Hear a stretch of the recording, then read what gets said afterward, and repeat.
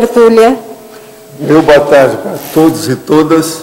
Hoje é dia 5 de abril de 2010, segunda-feira. O verbete é o 1528, 4 páginas, 43 logias e 7 máximas. Tema: geronte evolutivo. Especialidade: gerontologia. Definição: o geronte evolutivo é a consciência, consciex ou consim, homem ou mulher, com expressiva bagagem evolutiva conquistada através de altos esforços acumulados, através de múltiplas vidas intrafísicas por milênios, exemplificando hoje nível de maturidade consciencial evidente. A gerontologia evolutiva, a ampla gama de experiências em diversificadas atividades, a vasta rede de contatos conscienciais empáticos, o extenso leque de atributos conscienciais desenvolvidos, o acervo pessoal de lições evolutivas, a autossaturação com as ilusões intrafísicas, o parapsiquismo da infância, na meia-idade e na velhice, as múltiplas cicatrizes psicossômicas, a bagagem cognitiva qualificada evolutivamente após o curso intermissivo pré-ressomático. Agora tem muitos dados aqui no detalhismo, um deles é o seguinte: o paradoxo. Paradoxo: geronte dessomado, consciex rejuvenescida. Na remissiologia, balanço pré-evoluciólogo, o encontro antecipatório, envelhecimento, falência parcial dos órgãos e mega-tarefa final.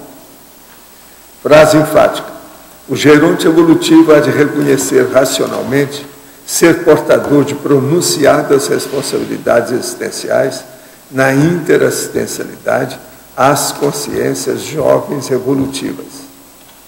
Você admite ser geronte evolutivo? Você se sente com responsabilidades evidentes? Agora, perguntas. Em pensenologia, o holopensene pessoal das previsibilidades pessoais seria resultado dos hábitos e rotinas úteis somados desta vida intrafísica e das retrovidas? Certainly, that's it, sure, indeed. Quanto mais se evolui, mais previsível se tornaria a consciência? Até um certo ponto, sim. Mas agora é preciso de acompanhar o nível de evolução dela. Por exemplo, a hora que chega na situação do serenão, como é que você vai prever o que o serenão vai fazer? Não dá. Você tem que estar no nível de evolução dele. Essa previsibilidade teria relação com ser estável, mais assentado do que se faz? Não há dúvida que é isso mesmo. É ser mais estável, quer dizer, a pessoa ser mais estável. Não há dúvida que é isso. Poderia ampliar, explicar melhor em paradoxologia o paradoxo do geronte existencial regredido à condição de animal humano. Isso se deve à própria condição de estar ressomado? Sim, e deve também à falência dos órgãos do corpo. O órgão do corpo, de vez em quando, né? Com o passar do tempo, você vai virando um bicho esquisito. Eu, por exemplo, estou ficando transparente, quer dizer, um bicho transparente. É esquisito isso tudo. Mas faz parte do processo da idade, né? Agora, o que eu quero dizer é o seguinte: é o geronte existencial regredido à condição de animal humano. Quer dizer, teu corpo, ele vai ficando, às vezes, no fim, você vai mais ao banheiro, você tem que estar olhando mais as coisas. A parte animal do corpo exige demais você, depois que você fica calvo e de cabelos brancos. Tive meu primeiro contato com a Conscienciologia há quase 20 anos, em suas palestras aqui em Recife, Pernambuco. Porém, não me aprofundei no estudo da mesma, só acompanhando a distância. Em fevereiro de 2010, aparentemente do nada, acessei a internet e fui direto às tertúlias, que conheci há quase um ano e nunca tinha visto nada. Comecei a assisti-las, assim não parei mais de acompanhá-las. Adquiri livros e percebo que minha pensanidade melhorou significativamente. Então pergunto: esse interesse aparentemente do nada tem a ver com a atuação de amparador? Olha, eu acho que eles estão te dando uma chance, né? O que você acha? Eu não sei, eu penso que quem é você, mais ou menos, eu quero lembrar como é que é, mas eu não lembro. Você que mexia com o processo de livro, que estudava, eu não sei mais quem é você. Agora, o que eu quero te dizer só é o seguinte: eles devem ter arrumado você para melhorar o seu processo, com a sua idade. Observa bem o que é isso. Você vai dessomar. Todo mundo que dessoma tem relação comigo. Sabe? Eu sou um cara da dessomática. Sou especialista nisso. Todo dia tem gente. Sabe aquele nosso amigo de Manaus que esteve aqui tirando fotografia tudo? Ele teve um infarte. Parece que foi ontem. Morreu na hora. Eles encontraram ele já dessomado em casa. Lembra dele? Um temperamento bom. Fez o curso da PEX, tudo. Teve aqui alguns dias tirando fotografia de todo mundo. Um senhor de Manaus. Ele dessomou ontem. O Mário veio avisar a gente. Hein? Ele estava com a ideia de mudar para cá. Agora veja, eu sou especialista em dessomas. A dessomática, o geronte. Eu estou falando do caso dele, porque o caso dele está bem dentro das nossas, entende? As interatividades aqui. Entende? O homem dessomou ontem. Nós estamos falando aqui de geronte evolutivo. Não, ele era moço ainda. Relativamente comigo, ele era moço. Entendeu? Agora, é o que eu falo, a gente vive mexendo com pessoa de idade. Esse nosso amigo aqui de Recife é a mesma coisa. Eu não sei da sua idade atual como é que está. Agora, o que eu tenho que ver com você é o seguinte: observa por que essas coisas aconteceram e por que te chamaram a atenção. Como é que está a sua vida? Aí eu falo: cadê seu livro? Cadê o livro? Pensa bem. Você, o que eu estou lembrando, parece que tinha um negócio de livro. Uma coisa que a gente conversava sobre um assunto desse. Que eu me lembro era isso, da sua pessoa. Será que uma relação de casal pode ser saudável e promover o crescimento espiritual se um dos cônjuges não sentir mais desejo sexual pelo outro, apesar de sentir carinho e partilhar objetivos que visam o crescimento interior de ambos? Ou um grande amigo não é um grande amor, como diz um conhecido psicanalista? Olha, amor sexual, amor afetivo de sexualidade, amizade não é isso. Amizade é uma coisa e amor sexual, amor assim maior, tipo paixão, esse negócio é outra. Isso aí, o psiquiatra que você ouviu está certo, ou o psicanalista. Mas agora o problema nosso é o seguinte: uma pessoa pode viver com a outra e sentir bem, etc. tal, e processo de sexo é coisa secundária, a consciência não tem sexo. Outra coisa, existe um monte de condições de bem-estar, independente do orgasmo, propriamente dito. Na busca de um nível de maturidade maior, qual a maneira de se desenvolver a hiperacuidade de forma mais rápida? Olha, na questão da hiperacuidade, é a pessoa melhorar através da técnica do detalhismo. Ela estudar bem o que é a técnica do detalhismo, até chegar na, vamos dizer assim, a exaustividade. Esse é um dos caminhos melhores que tem para a pessoa melhorar a hiperacuidade. E ela começar a prestar atenção nas coisas. Hoje a gente tem laptop, tem computador, a pessoa olha os detalhes disso, que aí o problema da percussiência aumenta, a holomaturidade também se afina. Então a hiperacuidade se expande. Então o processo nosso é trabalhar. Estado vibracional, por exemplo, é o primeiro passo, vale a pena. Assistindo ao filme sobre Chico Xavier, não ficou bem clara a sua mudança de Pedro Leopoldo para Uberaba. Seguindo ele, o filme, apenas de trem com um livro na mão para aquela cidade, depois de problemas com a família.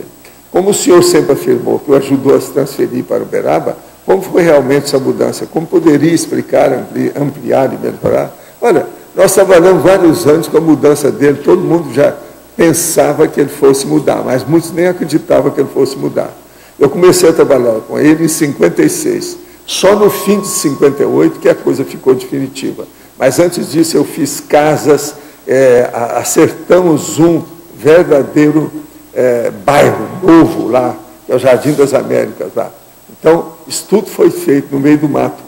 Agora, fiz casa, fizemos a comunhão espírita cristã, tudo com os meus amigos, eu fiz o arruamento, eu levei os postes para lá, tudo nesse período. E o Chico ia sempre lá. Nós viajamos De 56 a 58, nós fizemos muitas viagens juntos. Agora, depois ele foi definitivo para Uberaba com o material todo. Em 1959 ele já estava lá. Quando nós fomos visitar o JK lá e ver as coisas antes da inauguração de Brasília, para ver se eles tinham feito tudo de acordo com as mensagens, o Chico já estava morando em Uberaba lá com a gente. Isso é antigo. Assisti aos especiais do Chico Xavier. Depois ouvi as tertúlias onde o senhor fala de alguns processos controversos e fajutos do Chico. Pergunto, como fica a situação de uma pessoa como ele, que foi completista em Tacom, mas adulterou os outros processos? Como os evoluciólogos veem uma pessoa que trabalha em uma linha para atender a tantas pessoas como o Chico, que por vaidade quer manter uma aura de santidade? O senhor falou que uma pessoa que mata outro, ser humano, leva muita existência para corrigir tal fato. Como fica no caso do Chico e de outros médios que fazem mistificação? Olha, na questão do Chico, ele era muito consciente e claro. Ele abriu o jogo até para os amigos mais chegados. Que ele fazia isso para nos encorajar os outros. A intenção dele era boa. O processo da vaidade dele era pequeno em relação com todo o serviço que ele falou e que ele fez. Agora, o que se passa? Querendo ou não, ele é um completista da Tacom. A Tacom é isso mesmo, a Tacom é cheia de furo, ela é cheia de lacunas. Não se pode esperar isso. Por isso que eu falo que TARES, tarefa do esclarecimento, é muito mais difícil, é muito mais antipático, dá muito mais trabalho. É o que a gente está tentando fazer, minha vida toda foi para isso.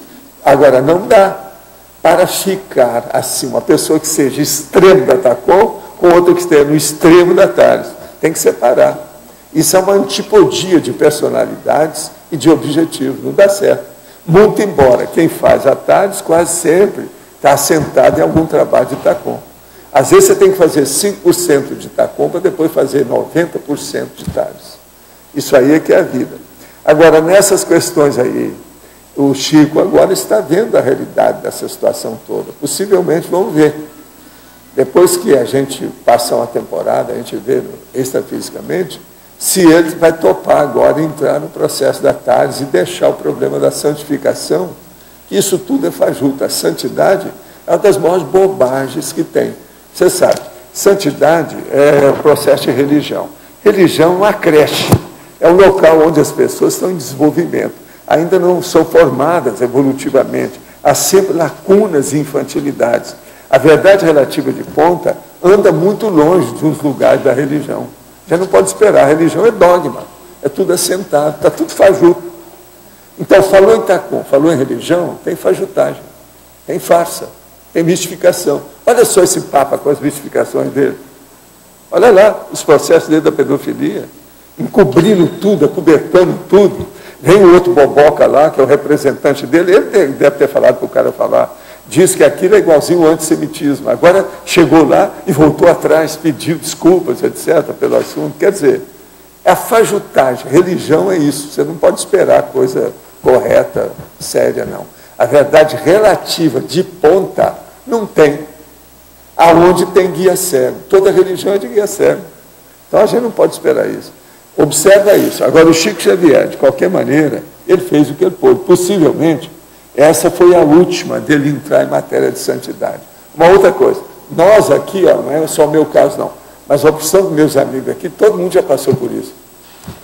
Que é o caso da Filipine, por exemplo, a Veronesa passou por isso também, o negócio da santidade, das bobagens todas.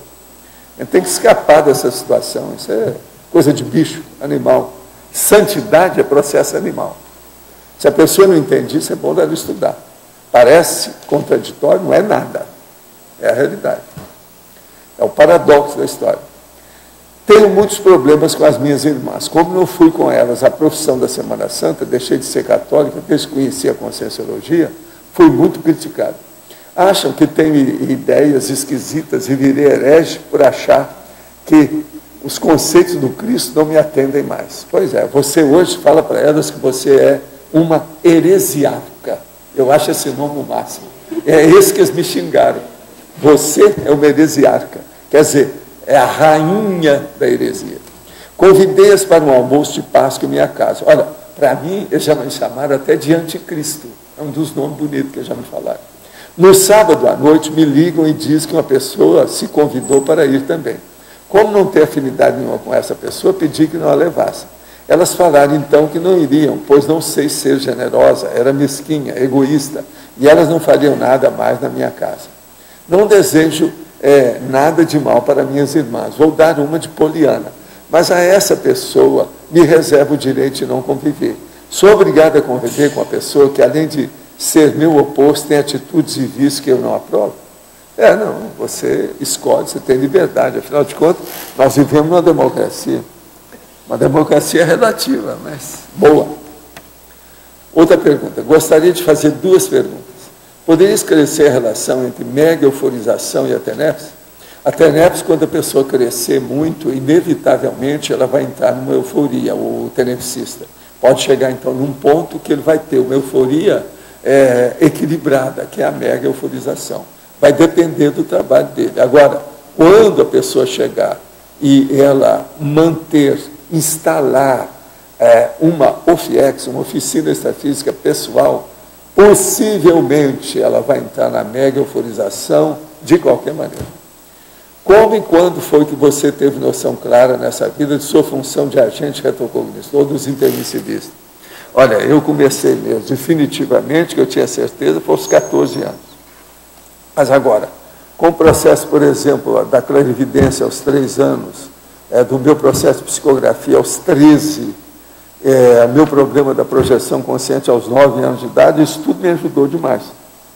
Agora, eu vi, aos 14 anos, era o objetivo com o alcance do processo da conscienciologia, que era o estudo do desdobramento, porque lá eu já tinha chegado à conclusão que aquilo era muito sério. Aí eu comecei a estudar sem parar. Eu tenho registros meus aos 17 anos, em 1949, que eu já tinha 20 fontes sérias sobre projeção consciente, que eu comecei a estudar os fenômenos seriamente e deixei de ser criança mesmo, a partir daquele processo. Isso em 1949, aos 17, mas aos 14 eu já sabia tudo, e já estava começando a trabalhar com o problema. Agora, tem que lembrar o seguinte, aos 9 eu já tinha minha biblioteca. Gente, ontem eu dei aí o curso sobre quadrinhos e eu falei aqui do solo Leoncines. E eu achei que o solo estava aqui na hora que eu falei nele. Então eu pedi para a Adriana, foi ver na internet, ele realmente estava aqui, sim, era ele que eu vi. Porque faz muitos anos que eu não vejo esse homem, talvez assim uns 20 anos por aí que eu não via. E ele dessomou faz 5 anos, em 2005. Ele dessomou, tinha 77 anos, ele era mais velho do que eu, 4 anos, esse homem. Solo Leoncines. Agora, só para vocês verem a relação dele com o gibi, eu vou mostrar um negócio dele aqui que eu não sabia. Está aqui na Suplemento Juvenil, um blog no Planeta Mongo. Textos escritos por Solo Leoncines, Naomi Eisen, que é o filho do Adolfo Eisen.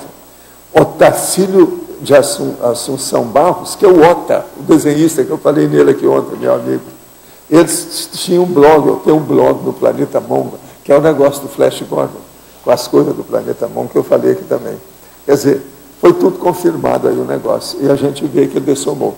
Esse homem era um cientista, ele trabalhou muito em favor do Brasil, dentro do aspecto de museu e pesquisa. Tem problema do Arquivo Histórico do Museu Nacional, diretores do Museu Nacional, a UFRJ, José Cândido Carvalho, de Melo Carvalho, Sociedade Brasileira, o Solo escreveu sobre ele, sobre o processo do Museu Nacional. Dicionário Eletrônico Aurélio, Solo Leoncines, que trabalhou na parte de zoologia, está tudo falando aqui, aquilo que eu disse para vocês. Merceologia, João Jesus de Sales, Pupo e Solo Leoncines. João Jesus de Sales, Pupo e Solo, também lista de livros com os processos todos que tem. E a Universidade Federal de Viçosa, ele trabalhou na universidade de todo lado. Aí tem os dados todos do processo dele, muito interessante, da internet. O Solo foi um grande amigo. Ele esteve comigo, esteve na minha casa, eu mostrei para ele os gibis, mostrei para ele a minha biblioteca. Ele respeitava muito projeciologia, devido àquela conversa que eu falei para vocês ontem, que o Aurélio falou para ele, livros do Brasil, desse tamanho que é esse livro, raramente a gente lê um livro sem erro. Esse aqui praticamente não precisa fazer revisão, porque nós trabalhamos demais mesmo. O Solo é que me levou esse negócio do Aurélio. O Aurélio que falou para ele, porque ele trabalhava com o Aurélio. Agora, isso aqui é uma revista aí popular do mulherio e da meninada. Contigo. Vocês sabem essa revista Contigo? É a que está na banca. Então, tem aqui 2 reportagens falando dos processos de Chico Xavier. Uma delas é o tortuoso caminho de Chico Xavier, Gente e Histórias, é da Regina Echeverria. Agora, aqui estou falando aí da questão que o Chico foi morar com o Valdo Vieira, amigo médico espírita, no meio do mato, a 8 quilômetros do centro de Uberaba, em Minas. Na noite 5 de janeiro, abriu a porta para a primeira sessão no novo endereço. E aí ele fala, comunhão espírita cristã, etc. Tal. Eu vou dar isso aqui para vocês, só para a terceira de vocês. Isso é a revista que está nas bancas. O Éter que achou essa revista lá. Por isso que é. Eu nem tinha lido, ele trouxe, eu não tinha lido. Aí hoje eu fui olhar aqui e verifiquei que tem aí. Ele falou que tinha. Entende? Agora, devido ao filme que saiu, né, todo lado, isso vai alcançar muita repercussão, o filme. Valdo, mas o que você manda? O Solo, ele esteve aí, ele tem algum interesse em quadrinho? Quem? O Solo. Solo tinha uma coleção de quadrinhos e estudava os quadrinhos. E ele era um pesquisador, ele era um cientista. Agora, conhecia um monte de coisa em matéria de história natural. O homem era um professor, ele lecionou em diversas universidades. Se você quiser, tem aqui os dados aí da internet. Ele era impressionante só. Agora, ele era uma grande personalidade. É aquilo que eu chamo um bom camarada, você está entendendo? Uma pessoa boa, muito bom. Todo mundo gostava dele. Agora, ele tinha muito contato, ele era uma pessoa muito simples. Ele chegava, não parecia que era aquele homem, um verdadeiro cientista grandão lá no meio dos outros. Ele ficava igual uma criança com os outros, conversava igual aos outros. Às vezes ia beber um chopinho lá com o povo no bar, lá perto, lá do passeio, sabe o lado do passeio no Rio, que é onde tinha os colecionadores no Rio. E eu fui lá que eu encontrei com ele. Agora, ele foi atrás de mim porque ficou sabendo do processo do projeciologia. Depois ele esteve lá em casa porque ele queria ver a minha coleção de gibis e a minha biblioteca. Eu mostrei tudo para ele. Mas, pelo jeito, ele está bem no extrafísico. Tudo indica, porque ontem eu estava aqui tudo tranquilo, eu olhei e falei assim, não, esse deve ser o Solo, pelo jeito. Agora, olha, ele estava um pouco mais remoçado do que eu vi a última vez há 20 anos. Então, ele está bom. Você sabe, quando o psicossoma remoça, é porque mostra que a pessoa está bem. Agora, eu falei, não, esse deve ser o Solo. Que ele era um pouquinho cheinho, sabe? O rosto, o corpo. E aí ele estava... Eu falei, eu fiquei em dúvida, será que esse cara é vivo, se já que morreu? Não sei. Mas parecia ser. Então eu pedi para ela ver. A internet confirmou. Ele morreu em 2005. Agora, além dele, tinha mais alguém ligado a quadrinho? Tinha. Ontem tinha um monte de gente aqui. Tinha um monte de gente. Eu vou te contar um. Esse eu não sei se eu devo falar. Mas tinha gente até judia aí no lugar. Judia, uns judeus aí, meus amigos. Tinha um monte deles aí. Se falou em quadrinhos, o quadrinho é uma coisa simpática de modo geral. Muito embora tendo esse negócio da pornografia, da violência, do belicismo, ele é simpático. É porque é criança. Mexer com criança fica tudo mais fácil. Né? É a turma da evolução. Agora, ontem eu não sei se valeu a pena, vocês aí que assistiram, valeu a pena o curso? Foi muito bom, foi bom. Eu falei as 80 peças que eu falei. Eu guardei tudo, tem numa pasta. Se você precisar um dia, tem tudo lá. Agora, eu falei tudo. Agora, veja, quadrinhos é um negócio que ele não para. Se eu pegar cada revista daquela, eu posso contar uma história. Está entendendo? A maioria que eu li. Que eu não li todas que eu tenho lá, não. Tem muitas dessas aí que eu não li. Tem umas coisas mais recentes que eu não li. Agora, se eu pegar uma revista daquela, tudo eu tenho história para contar. Alguma coisa aconteceu. E tem uns que são fora de série. Desde as crianças, esse tipo de tereré, o Ferdinando, até os processos mais sérios, Nick Holmes, Buck Rogers e outros mais desse jeito. Havia crianças também aqui, provavelmente. Né? Não, aqui que eu vi foi muita gente mais moça, né? Eu não vi criança, não. Eu vi gente moça. Outra coisa, eu vi uma série de concierges com visual de mulher. Ontem aqui. Mulher? mulher? Achei. Visual de mulher. Tinha um monte. Qual é a conexão? Qual a conexão? Para mim, devido ao processo mesmo, para ver as questões de criança, educação. Porque vocês têm que lembrar, gente, o nosso curso de ontem foi totalmente dentro da educação, da pedagogia, da didática. Gibi é isso. Agora, isso demorou, porque na época da minha mãe eles combatiam, não podia levar isso para a escola. Hoje já não é assim, eles fazem gibi para tudo, até para política, hoje tem, né? Bem claro. Sim, professor Valdo, a respeito do geronte evolutivo, tem relação com o jubileu evolutivo? Ou outro verbete que o jubileu tem, porque o jubileu é quando a pessoa consegue estou falando do geronte alcançar, honrar o trabalho que ela fez. É lógico que está dentro do processo da gerontologia evolutiva. Valdo, quando é que começaram as sessões de desobsessão no Espiritismo? Porque no filme... Não, no filme passou que o Chico fazia desobsessão. Não, as sessões... Mas a gente não tem... isso aí, como é que foi que começou? Você tem algum histórico do século XIX. Não, sim, mas dentro da tua experiência com ele, como é que foi mais ou menos isso, assim? Não, as sessões de... Ele já fazia sessões desde rapazinho. Mesmo antes de você entrar, Chico ficou doido, não precisava de assistência. Teve processo psiquiátrico, teve uma opção de coisa. Eu, extrafisicamente, na minha condição de Zefa, ajudei ele nessa ocasião. É porque é incoerente isso foi com o que você 1927 e 1931. Tá. Tá entendi, certo? entendi. Porque você falava que ele não tinha condições de fazer esse trabalho, né? Agora, e no tem filme muita coisa dele, porque eles querem só olhar o lado de santificação da personalidade do Chico. O problema todo é esse, é para vender as coisas, etc. Tudo isso que eles estão fazendo. Eles não estão vendo o lado humano, o lado real da personalidade dele. Agora, eu, como Fastares, eu não posso esquecer isso. Eu saí de lá por causa dessa santificação. Agora, a santificação está querendo vir atrás de mim. Não, eu não estou nessa.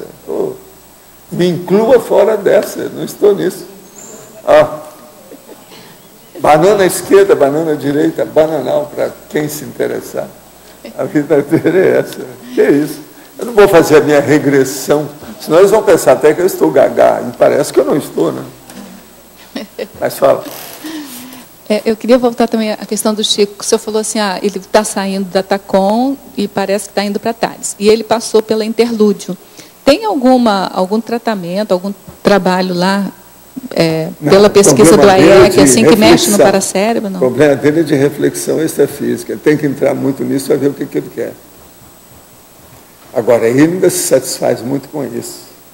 A maior prova disso é que muita gente até dava conta nele. Um deles era o Gasparetto que dava. Porque ele gostava de se apoiar em duas pessoas para andar. Às vezes não precisava de nada daquilo. Entendendo? É o processo do aconchego, do processo maternal. Ele gostava muito disso. E esse processo, assim, do povo. Entendeu? Agora, a passagem de um... Gente, esse povo que fala muito no povo, é preciso ter cuidado com esse povo. Você está entendendo o que quer dizer? Gente que se envolve muito com o processo de povão, tem que ver que quase sempre está explorando o povão. Veja bem, todas essas santas, olha aquela dona, a madre de Calcutá, eles metem o pau na opção de coisa que ela fazia, vocês sabem disso. Tem aquele outro, Schweitzer, aquele da África.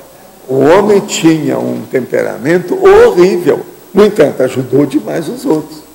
E esse era mais cientista, ele não transformara o cara em santo, mas ele agia como santo. É igualzinho o caso do Chico. O Chico lembra muito o Schweitzer. Está entendendo? É exploração mútua, né, Eli? Tudo é exploração da demagogia popular. É mútua, né, do povo. Seja religiosa, ou seja política, sociológica. O caso todo é esse. Mas, professor Valdo, olha só, voltando para a Interlúdio. Uma coisa. O solo que eu estava falando aqui, você estava falando um negócio sobre antropologia, ele também estudou muito antropologia, ele dava até aula sobre isso. Então, voltando lá para o Interlúdio, o senhor fala sempre que o AIEC tem um trabalho lá, que faz um trabalho de pesquisa no paracérebro, né? A pessoa, quando passa por lá, ela tem algum laboratório, tipo uma psicoteca, alguma coisa que passa para lá? Estilo, tem sim. E tem um negócio que é para a pessoa vê se materializa as lembranças dela. Então é como se fosse uma memória materializada. Em vez de projetar a coisa, a própria mente projeta o que ela pensa. E ele consegue reproduzir e a pessoa capta isso aí. Agora, o processo de captação mais difícil é a heterocaptação, não é a da autocaptação. Entende? Porque a autocaptação seria a autoscopia. Agora, no caso lá, ele tem a heteroscopia, de fora. Então, por exemplo, eles são capazes de projetar isso e a pessoa vê o que a pessoa vivenciou. Isso, eles já estão começando a querer levar isso aqui na matéria, através das máquinas. Agora, extrafisicamente, já se faz isso há muito tempo. Isso é coisa antiga. Por isso que é que tem capacidade de retenção e de gravação, registro da parapsicoteca. É baseado nisso. Agora, há coisas que eles têm, que é o negócio da plasmagem, a forma, pensamento. Isso é um negócio muito sério, sabe? Essa plasmagem. Por quê? Uma maquete, por exemplo, extrafísica, parece uma coisa viva. Você está vivendo aquilo. Lá os processos do Star Trek, aquela série, eles mostraram uma vez que tinha um salão especial que a pessoa entrava e entrava nisso. Isso tudo é ideia, né? É a mesma coisa. Essas coisas já existem. Isso vem da antiguidade. Agora, onde fixou isso mais foi depois da parapsicologia e do espiritismo, no século XIX. Muita gente começou a pensar nisso. Então, que aconteceu uma vez, o senhor falou que uma experiência que eu tinha falado para o senhor, você falou, isso é uma maquete que montaram. Estava tipo uma residência que era habitual, mas o trabalho era extrafísico. Mas é porque eles montam. Da onde que vem isso? Olha lá no meu livro, Projeções da Consciência, que eu falo do Tancredo. O Tancredo ele fazia isso. Essas comunex que eu vou, por exemplo, do jeito que eu falei ontem, que eu fui numa que era só de músico, eles tinham tudo lá. Então, por exemplo, tinha uma casa que era igual um instrumento musical.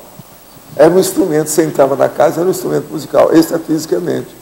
Agora, veja, Allan Kardec, na época dele, apareceram os caras para mostrar o que via extrafisicamente com os espíritos. Tinha um cara, na Europa, que fez desenho que a casa do músico era um instrumento, parecia um instrumento. Você está entendendo? Isso é 1850 e tanto. Agora, veja, eu vi isso fora do corpo. Então, a pessoa, ela plasma aquilo que ela quer. Se ela gosta das coisas, ela faz as coisas, o ambiente todo de acordo com aquilo. Aqui, por exemplo, se eu for num lugar desse, se eu fosse fazer, eu ia viver dentro de um livro, possivelmente, uma série de volumes de enciclopédia, né? E eu lá dentro. Você está entendendo como é que é? Agora, esse negócio de livro, já tem muita pessoa que... Eu conheci um cara em Minas Gerais, que ele só mexia com livro. Então, a cama dele era de livro, tudo era de livro. Ele fazia aquele monte de livro, fazia as coisas todas e colocava um negócio mais macio em cima e dormia. Eu estive na casa dele assim. Então, agora, tinha livro de tudo quanto era jeito, uns livros velhos, as coisas todas. Tinha muito livro didático que eles davam para ele. O livro vai ser uma casinha, o do senhor vai ser um palacete, né? Que vai ser uma enciclopédia. Eu tenho que fazer uma mansão enciclopédica. Uma enciclopédia. Isso é que seria o ideal. Se fizer, eu topo. Vamos morar lá. É que eu fico sem... Eu preciso de viver com os meus insetos, meus bichos, o povo todo da natureza. Né? Hoje tinha um passarinho lá, implicado lá, passando as coisas lá, ciscando. Você sabe aquele banho que os passarinhos tomam de areia, né? Chega lá e faz assim.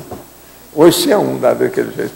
Agora, vocês já notaram as borboletas desses últimos dias? Que beleza que tem aparecido aqui no CE? Puxa, o Roberto, eu não sei se ele está pegando essas borboletas. Tem umas com inscrição de tudo quanto é jeito, vários idiomas. Se de ver isso aí, vale a pena. Professor Valdo. Quais os critérios utilizados no processo da ressoma, já que o senhor descreve seus pais, ambos assistenciais, que tiveram tempo de ressoma tão distintos? Olha, a ressoma é o seguinte, cada um vem dentro daquilo que ele pode trabalhar e ter resultados melhores evolutivos com seu grupo evolutivo. Então, a família nuclear, ela é muito séria para a pessoa pensar o que tem, porque dela é que vem o resto para o grupo evolutivo da pessoa. De modo que os critérios aí, quase sempre, quanto mais evoluída seja a pessoa, mais os evoluciólogos atuam na, vamos dizer, montagem da vida da pessoa.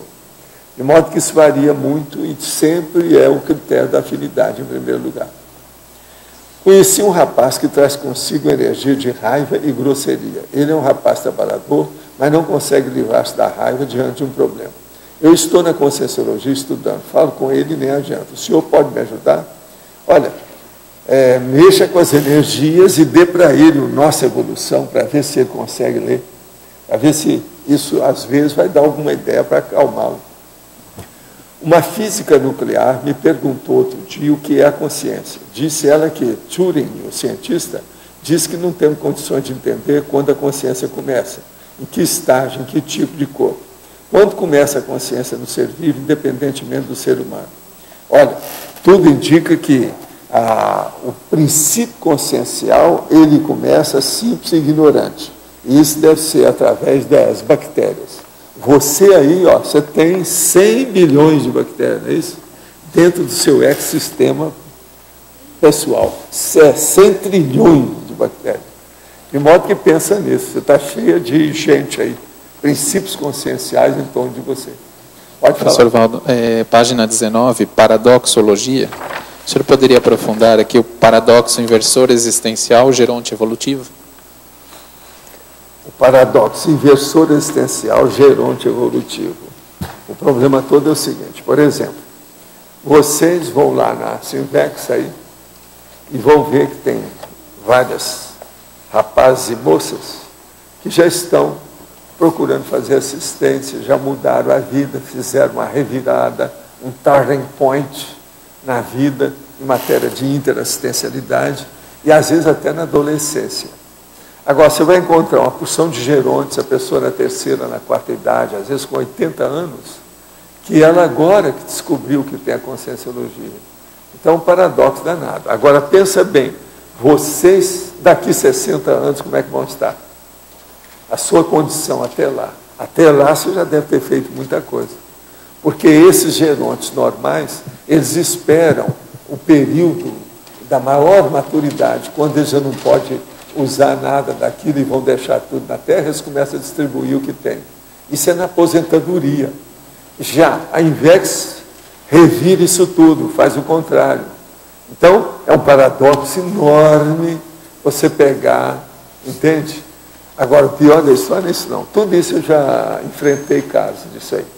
É você ver, vem o bisavô chorar as mágoas para você, porque o bisneto e a bisneta dele, que já está começando a falar, gente de muita idade, mas o bisneto novo ali, ele já tem ideia da Invex. E o cara está lá, já é bisavô e não tem ideia nenhuma. Agora que ele descobriu que isso existe. Então a gente fala para ele, não, tem um curso intermissivo, quando você dessomar, você vai ter isso antes da gente. Vai ser bacana, vamos ver como é que fica, etc. Que às vezes o neto dele, a neta que teve o neto, já é do processo da Invex. Tá? Tudo isso eu já enfrentei. Aí vem as pessoas, que é o problema dos conflitos de gerações. Né? Agora, o conflito de geração, quando entra, ou de gerações, quando entra essa conotação multidimensional, entendeu? E o processo do passado, presente, o presente que já é futuro, é problemático, é mais complexo. Mas tem muito paradoxo nisso. Professor, aqui na mesma página, interaciologia, a interação gerontologia, proexologia. Como que o senhor acha assim que a Apex poderia se preparar para chegar daí da terceira idade? A gerontologia e a proexologia. Uma pessoa pode chegar na terceira idade sabendo dos processos da Invex e da Proex, ao meu caso. E tem outros que vêm aqui que às vezes ficaram conhecendo isso há pouco tempo. Tem uns que estão começando a ter o cabelo branco, mas ainda não chegaram lá. Por exemplo, o Berg, faz 3 meses que ele conhece a conscienciologia. Mas ele é moço ainda, tá certo? Agora, precisa pegar algum de idade. Esse que esteve aqui, eu não sei se ele conheceu a conscienciologia há muito tempo. Esse que dessomou ontem, eu também não sei. Vocês é que tiveram mais contato com ele, né? Ele tirou fotografia de todos vocês. Agora, ó, Ele deve estar muito bem assistido, esse homem. Ele veio aí assistido, senão não aconteceria. Né? Aqui, ó. B. Aqui. Aqui, ó. Ele fez o balanço com a gente. Ele estava para se mudar em agosto. Inclusive, ele queria pegar até minha casa lá, que é mais ou menos Quantos a época. anos ele tinha, você sabe? Ele estava se aposentando já, acho que deve ter mais de 60. 62. Não, mais de 60 ele tinha. 62. 62, 62, 60. 62. E ele tem uma biblioteca de 6.000 volumes, ele queria doar, ia tirar ele falou 500 isso. para ele e Ele 6 falou mil. isso, E o ele restante ia falou. repassar aqui para o CAEC. Agora, o caso todo é o seguinte. Agora, os amparadores devem ter trazido um homem aqui Ele para ia se preparar inscrever o para o ano que processo vem. dele. Ele já ia se inscrever. Os amparadores trouxeram ele aqui, tipo UTI, para preparar o ambiente dele. Está na cara. Você sabe que isso não é a primeira vez, né? E tem a turma que nem chega, que só telefona. Ele não, ele pelo menos chegou aqui, tirou foto, viu as coisas. Quantos dias ele passou aí? 10 dias. Ele veio por 2 vezes, ele veio no final do ano, passou Foi. aí uns 10 dias, depois depois veio de novo. voltou. Agora me surpreendeu, porque a saúde dele, eu dei carona a ele, uma vez eu ia saindo aqui, ele ia subindo a pé. Não, eu vou a pé, eu faço exercício, né? Eu digo, rapaz, você está preparado. Agora me surpreendeu pela saúde dele, ele não aparentava estar assim, doente ou debilitado, alguma coisa Mas infarto miocárdio não escolhe ninguém. Pode ter sido isso, ou acidente, né? E outra coisa, essas mortes são as melhores, são mortes abençoadas. Você morrer na hora, sem nada, sem criar problema, sem dar problema para os outros. Eu penso muito no problema da morte, dar problema, trabalho para os outros, isso é muito chato. Ele não, morreu, encontraram o cara lá, só falta enterrar ou cremar. Ele é muito amigo do Jaime, de Manaus. Ele é muito amigo do Jaime, nós conversamos sobre isso. O Jaime deve ter visto esse negócio aí, vai ficar sabendo disso, sem dúvida. É gente de casa. Professor, Adelante. na página 19, na coleciologia, poderia ampliar o conceito do colégio invisível dos gerontos conscienciológicos? O colégio invisível do gerente conscienciológico é aquilo que nós estamos tentando fazer agora com essa IC das pessoas de idade que estão formando aí. Não tem um negócio aí de formação? É justamente esse colégio invisível. O que é que essas pessoas de idade têm contato? Eu, por exemplo, eu tenho muito contato ainda com o Jaime, que morou aqui muito tempo, que está lá em Manaus. Ele sempre nos ajuda com os processos de latim, que ele é um latinista fora de série. Estuda o colégio invisível. É o que ali, ó, nós temos ali uma secretária particular que entra em contato com o Jaime, que é a Dulce. Tudo é o colégio invisível. Somos nós que sabemos disso, ninguém está sabendo que nós estamos em contato. Ele está sempre em contato com a gente. Ele deve estar vendo essa abertura lá. Isso é o colégio invisível dos gerontes conscienciológicos. O Jaime, eu, etc. Nós somos gerontes. Você sabe que o Jaime é mais velho do que eu um pouquinho, né? Então o processo todo é esse. Você entendeu aí como é que é? Agora, quem começa a ficar de cabelo branco, ou azula o cabelo, quando o cabelo começa a azular, quer dizer, cair fora, viu, Oswaldo? Já começa a entrar no processo da gerontologia. Tá certo? Faz parte do serviço. De modo que aqui a gente tem alguns. Por exemplo, vocês acham que o Arlindo eu já posso tratá-lo assim nesse nível? Eu posso recepcionar no clube? Já? Tem alguns aqui que a gente... Só da terceira, não cheguei na terceira. Ele está chegando na terceira, quer dizer, ele está doido para chegar lá. Agora, sempre faz parte, né, do serviço. É lógico. Sim. Poderia ampliar o conceito do primeiro trinômio que está escrito aqui, na trinomiologia? De quê? O trinômio que temos aqui, o primeiro deles. Trinômio. O trinômio qual que é que ele está querendo? Ao trinômio gerontológico, fartura de altas experiências, que é erudiciologia. Fartura econômico-financeira e fartura de doenças, que é a comorbidade. Então, veja bem, a fartura econômico-financeira aqui é o processo da economia. Então, veja, a pessoa tem muitas experiências, tem uma vida econômica abonada, mais ou menos tranquila, econômico-financeiramente, e ela também tem uma fartura de doenças. Isso é um trinômio terrível, que é as comorbidades. Eu, por exemplo, já tenho umas 5 doenças simultaneamente. Na quarta idade, geralmente, a pessoa tem 7. Vocês, quando chegarem na terceira idade, vocês vão ter no mínimo 3. Se for olhar agora, é capaz do Ardinho já ter 1 ou 2, assim. São as comorbidades. Quando ele integrar 65, geralmente ele vai ter 3. Idade do condor. Quando ele chegar nos 80, ele vai ter no mínimo 5, mas pode ter até 7. Isso é a média que existe. Começa a idade do condor.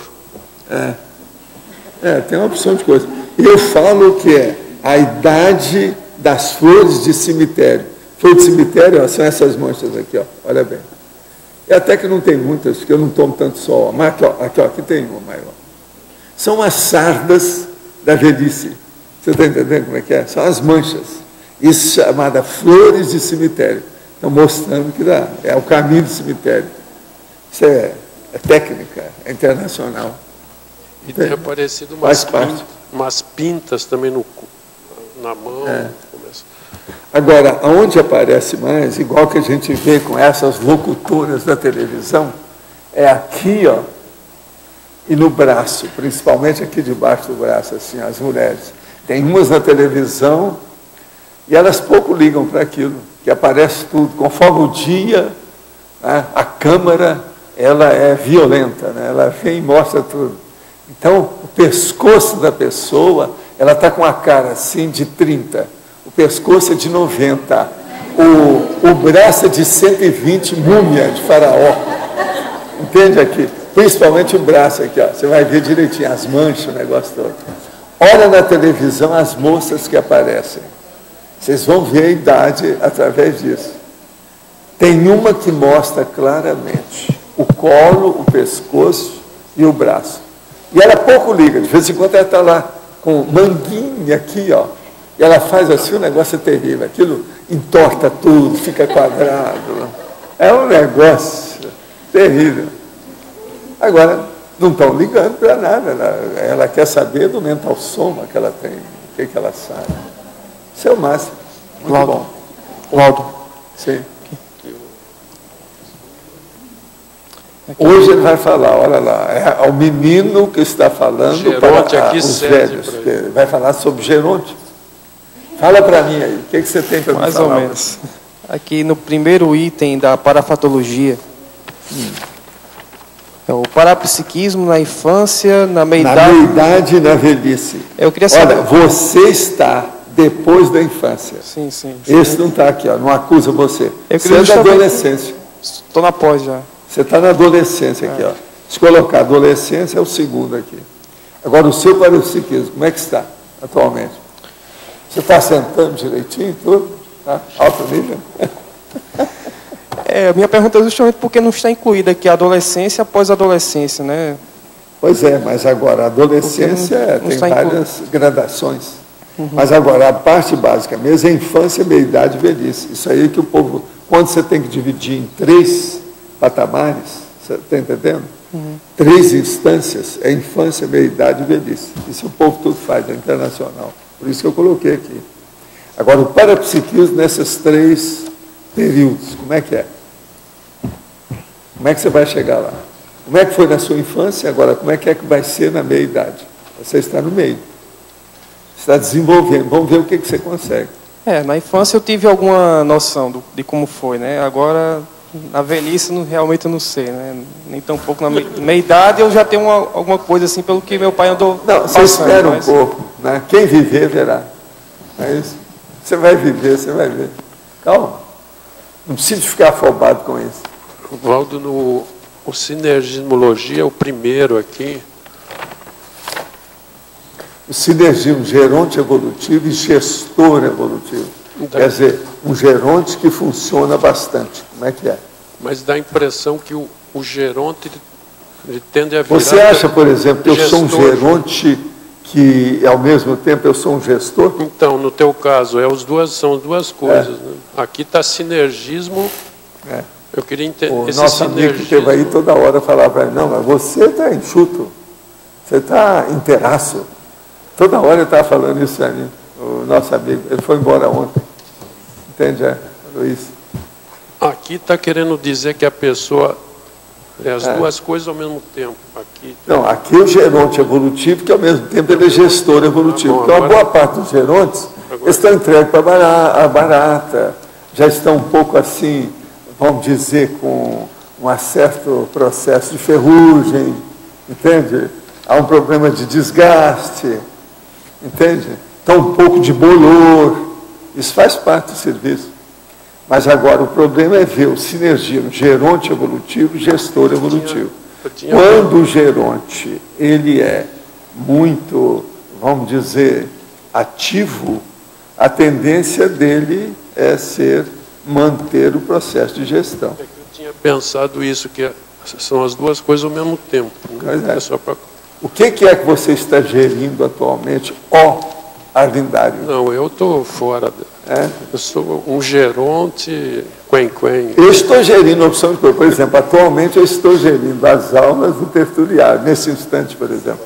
Agora, a enciclopédia e outras coisas mais. Uma outra pergunta para essa. Na enumerologia, você já atingiu todas essas coisas aqui. O que você está querendo? As plurietnias, pluriculturas, aí plurimesologias, plurigenealogias, plurivinculações, pluriocupações e pluribiografias. Quando a pessoa atinge isso, tudo ao mesmo tempo, sei lá. No pois teu é, caso, como é que faz? Agora, ó, plurigenealogias. Mas no teu caso você já atingiu tudo junto. De judeu, de português, de alemão, tudo tem relação com as minhas coisas. É a plurigenealogia. Mas então, na mesma... Nessa vida eles falaram que eu também tenho relação com o índio, por causa do processo dos índios que vieram de lá, né? Tem também esse negócio na nossa vida. A minha dúvida é, um pré-serenão vulgar, ele pode atingir todas essas coisas juntas? A tendência do serenão é ter um pé na humanidade inteira, né? Isso, não, o a parte lá dentro da humanidade inteira, serenão. Então, nós todos estamos caminhando para isso. Cada pessoa aqui está ficando cada vez mais complexa em matéria de sociabilidade. Isso é inevitável. Por isso que Foz é muito bom, com 75 etnias. A outra coisa, por exemplo, plurietnia, pluricultura, significa que ele já viveu várias vidas?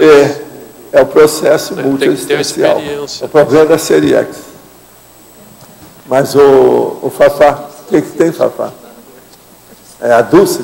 Não, é ela, eu vou procurar. O que tu queres, ó Fafá? Professor Valdo, aproveitando esse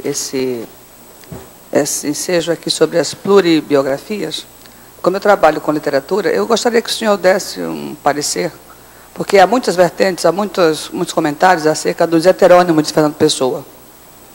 Então, eu gostaria de saber a sua opinião a esse respeito.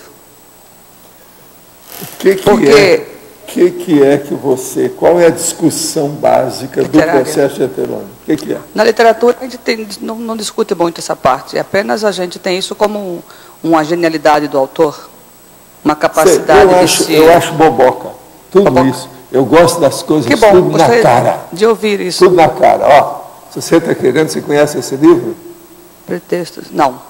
Esse que você devia de ler. Isso aqui, ó, explica tudo sobre o processo do autor, dentro do processo do texto e do paratexto. Então, aqui explica os pseudônimos, aonde é que coloca o nome do autor, por que é. E outra coisa, tudo dando exemplo. Esse homem é um dos mais eruditos sobre textos que eu já li na minha vida. Esse Gerard Genet. Ele é terrível, esse cara. Para textos editoriais, ateliê editorial. Vale a pena ver esse livro. Olha, eu estou lendo o livro, estou na metade do livro. Agora, ó, passa para ela, só para ela dar uma olhada dela, depois você me devolve. O senhor sabe que ele distinguia os pseudônimos de heterônimos. Ele dizia que no caso dele não se tratava de pseudônimos. A maioria deles são colocados de uma maneira anticosmoética, que a pessoa está tirando o corpo fora, não quer aparecer. Você está entendendo? Isso é a maioria, até historicamente falando. Mas, em certas condições, ele pode ser usado de maneira cosmoética. Então, o problema é isso, mas é muito assim, o percentual cosmoético é muito pequeno. Agora, por exemplo, olha esses poetas todos que colocaram o nome, igual o nosso amigo português. Quantos nomes não deu? Fernando Pessoa, não? Ele deu tanto de nome que ele arranjou. Inclusive, ele... Agora, aí nesse livro, fala tudo com os outros detalhes do paratexto. Certo. Fora de série. Inclusive, é atestado nas biografias dele em que ele tinha fenômenos paranormais, como se diz, né? Mas, E conversas desde criança eu acho tudo boboca e tudo é um processo de exibição. Agora, para mim, literatura é um processo formal e superficial. É muita infantilidade. Ainda está dentro da creche. A questão dos heterônimos, no caso, não, dos pseudônimos. A maioria da literatura, para mim, é creche ainda. E eu vou te explicar por quê que eu penso Sim, assim. mas o fazer poético para o senhor... Eu acho que o texto, se uma pessoa faz um romance, por exemplo, ou faz um conto, ela está mandando uma mensagem para alguma coisa. Certo. Agora, veja, quando o negócio é ficção, aquilo é fantasia. Entra a imaginação dela. Isso é bobagem. Já é difícil de nós entendermos a realidade, nós começamos a colocar besteira da nossa cabeça em cima dela. É assim que eu penso. Então, o ideal para nós é a coisa natural, o naturalismo, a realidade, o fato, o concreto, o palpável, o técnico. Então, eu sou mais favorável a textos técnicos de ciência. E outra coisa, a própria filosofia, para mim, ainda tem muita literatura, muita...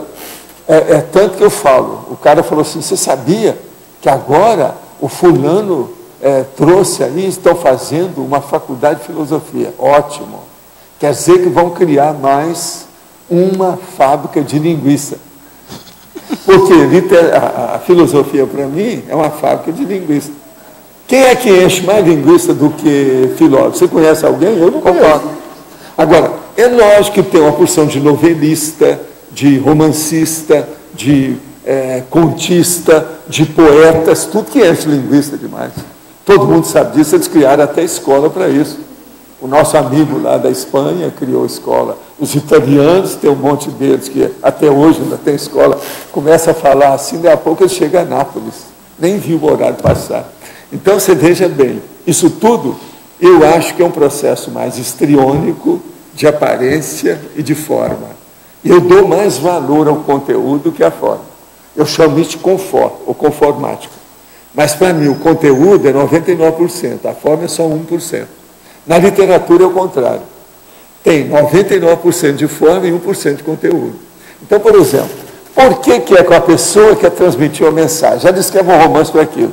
Por que ela não debate o conteúdo da mensagem diretamente, de uma maneira técnica, direta, sem precisar de usar tantos adjetivos e besteirada, fazer poesia, romantismo, lirismo, criancismo e infantilismo em cima disso? Você entendeu? Portanto, literatura para mim também, ó, eu não dou tanto valor para isso. Agora, você vai ver, eu recebi psicografia de poemas, soneto, tudo quanto é tipo de poesia, romance, contos. Eu tenho livro de contos que eu recebi e tudo. Mas são outros os autores, se eles quiserem, que era o jeito deles. Tem uns, por exemplo, que são muito assim, bem populares. Tem um deles que é aquele Bem-aventurado Simples, que são pequenos contos, qualquer um entende. Tem um outro que é de coração para coração, que é uma mulher falando para o filho, uma maternagem total, absoluta, tem nada a ver com a minha cara. Tá entendendo? Assim, ó, eu tenho um monte, eu tenho 26 livros desses psicografados. Agora mostrando que aquilo não é meu, que não é a minha personalidade, não é a minha cara. Eu sou mais favorável a tudo, por isso que é que eu deixei o religião, o espiritismo, essa coisa toda, há 44 anos. Certo. Eu acho que isso tudo é secundário. Agora, eu respeito todo mundo da literatura, leio os processos para ver se eu pinço de vez em quando alguma mensagem boa de uma coisa e outra. Agora, tem cara que tem mais substância do que outro. Porque o homem é um complexo de razão e emoção. Pois é, mas é uma criançada. Outra coisa que prova a criancice da literatura, a Academia Brasileira de Letras sempre... Esses anos todos que já estão dominando o computador, o povo tudo lá ainda escreve com máquina Hamilton, máquina Underwood, você está entendendo? Máquina Royal, máquina de datilografia. Agora que a ABL começou a reagir, que estão levando o negócio de computação lá para dentro. Saiu agora, faz um mês isso.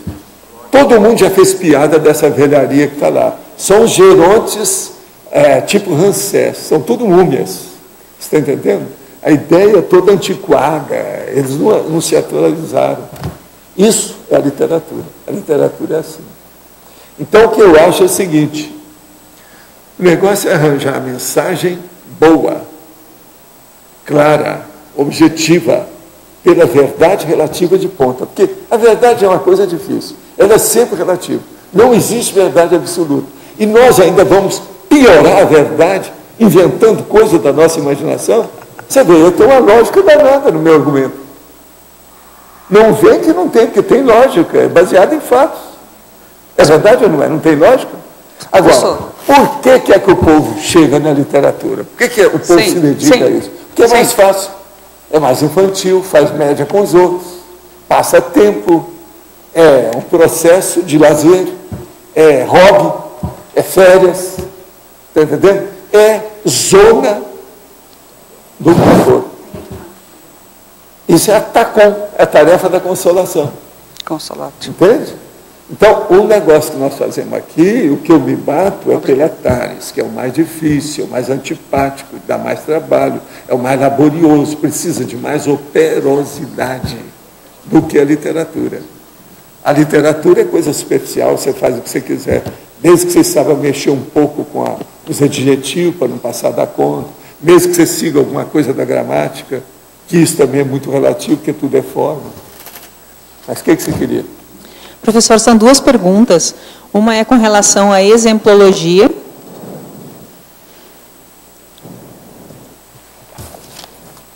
O senhor separa aqui o geronte evolutivo especializado e o cosmofisiológico. Geronte evolutivo especializado. A consciência com notável bagagem evolutiva em linha específica de atividade intrafísica. Quer dizer, um especialista. Geronte evolutivo cosmofisiológico.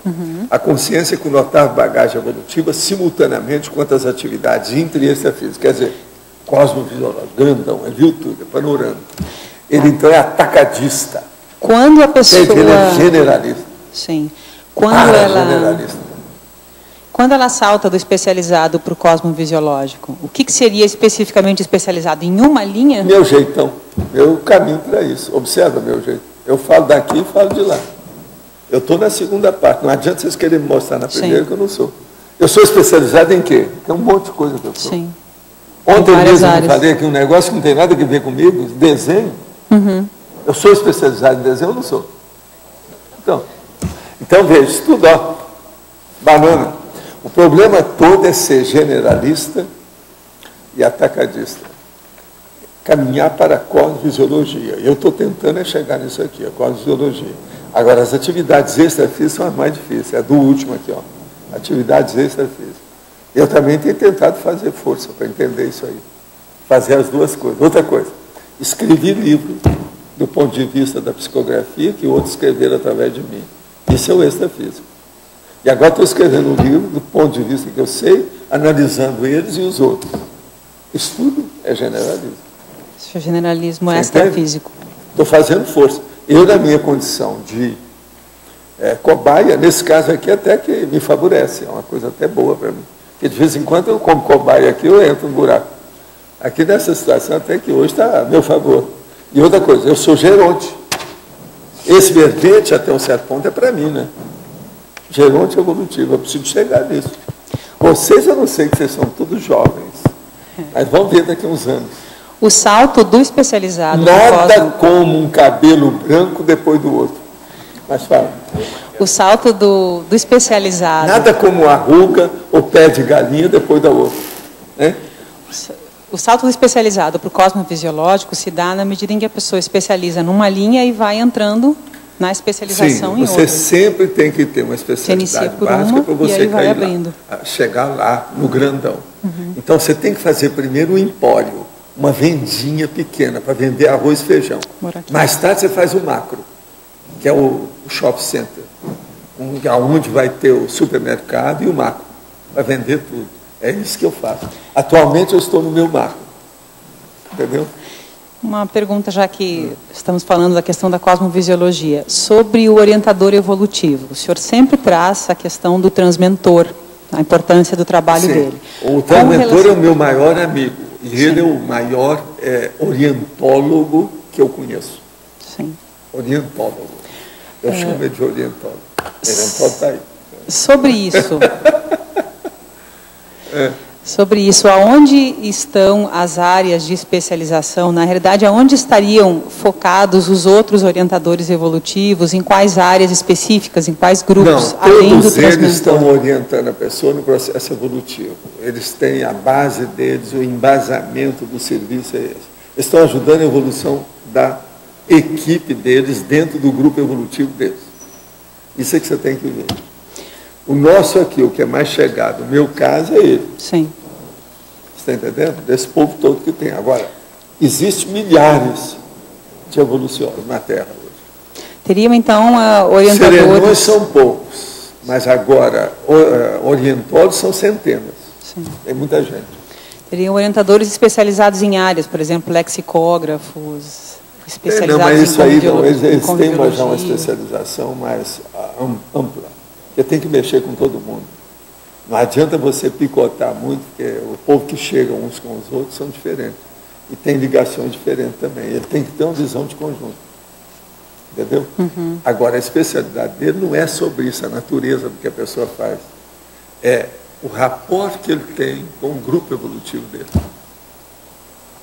Você entendeu isso? Grupo evolutivo. Por isso que eu falo, o transmentor tem relação com muita gente aqui. Tudo é do mesmo grupo.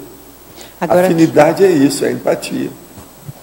Aqui mesmo dentro do grupo teriam pessoas com relação específica a outros orientadores que não o transmentor. Tem, mas agora o processo é que com o passar do tempo isso fica cada vez mais vasto. Aquilo elastece, se expande. Por exemplo, um serenão, ele tem que conhecer tudo da Terra. Então não adianta nada estar falando de especialidade. Muito embora tenha serenão que às vezes é. Tem uns que se dedicam mais ao processo de política entre os continentes.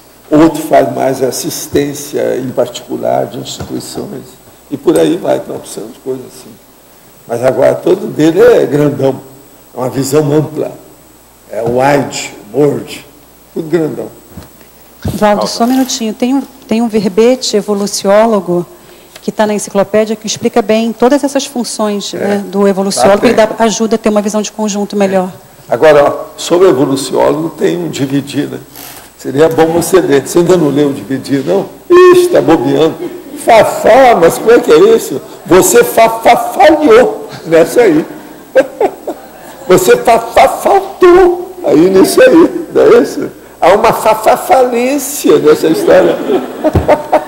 Paulo, só complementar a retificação, que no sábado você perguntou se tinha autor na Apex, né? Eu comentei do Will, e agora apareceu o outro, que é de Porto Alegre, é o Gustavo Vieira, que você conhece, ele escreveu um livro sobre, o título é Inovações com Direito Internacional, em Direito Internacional, um estudo de casos sobre o Tratado de Ottawa, de 2006. Tá? E ele foi organizador de 3 outros livros também. Não, com outros 3 organizadores. Nós já temos o livro aí na holoteca.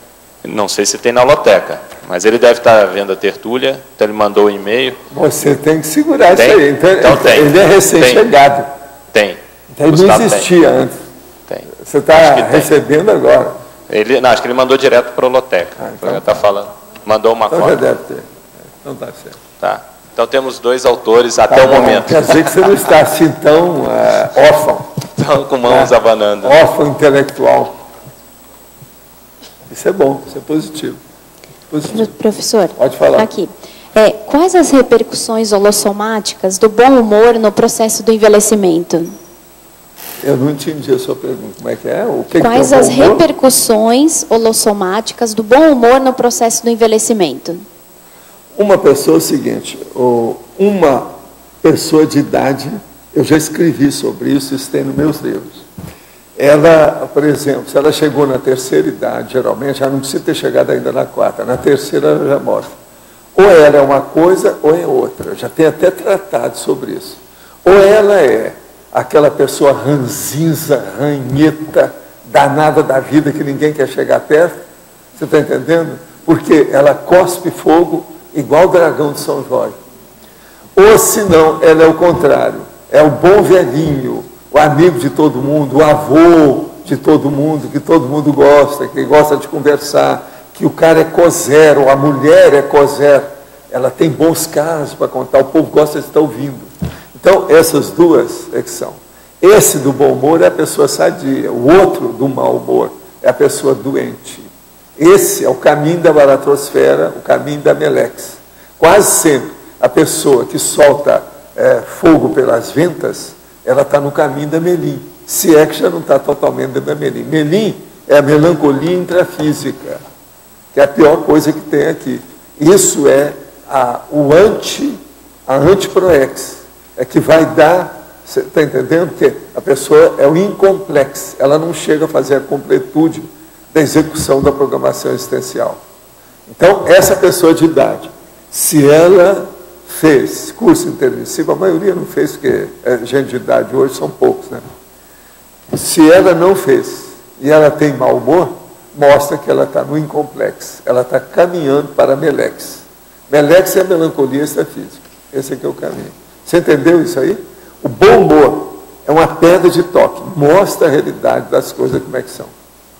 Olha, eu estou vendo que a Julieta está aqui, agora eu queria que você, Julieta, mais umas duas aí que são especialistas em português, arranjasse aquele curso que hoje eu falei com o Locho está pedindo para fazer um curso sobre isso. É um curso que vocês vão falar sobre processo de gramática, sintaxe, prosódias e outras coisas mais, mas a coisa mais séria é dar um curso sobre crase. Está entendendo? Que a turma precisa, porque a maioria aqui, o português roda quando vai crasear qualquer coisa. A crase é um negócio, é uma crise. Você está entendendo? Pode falar, pode fazer um curso. O curso, crase é crise. Acabe com a crise. Agora, seria bom você juntar umas três para cada uma dar sua opinião. Você, a Kátia Caporali, e a Valana também, dá uma cantada na Valana, que ela também entende muito disso. 3 professoras fora de série em português. E outra coisa, é preciso gravar esse curso para depois a gente dar para os outros aqui, porque eu quero ter exemplares na minha mão para dar para certas pessoas. Vai para casa e vai ver isso aqui. É importante Professor, gravar o curso. olha bem, o livro já está na editária, está quase saindo. O Sim, livro, mas agora o livro sobre é... crase específico vocês não têm. Peraí. Esse curso que o senhor está falando, eu também tenho ele pronto, tá certo? Pois é. Vamos dividir com Mas as meninas, cada uma meninas. senta, divide, cada uma vê aonde é que entende melhor, o que entende melhor para O que eu poder quero passar. é melhorar o nosso português aqui em matéria de crase. Está faltando crase. Por que eu sei disso? Porque todo mundo que trabalha comigo manda os originais. O maior defeito que tem em matéria de português e gramática é a crase. A maioria boia. E outra coisa, pior, eles boiam colocando a crase onde não tem. Mas agora, insistentemente, se fosse, por exemplo, eu ou você que erramos no negócio de crase uma vez ou outra, é tudo certo, todo mundo é assim. Mas eles não, eles erram com insistência. Mas é já tão teve simples. gente que eu fui falar, eles acharam ruim.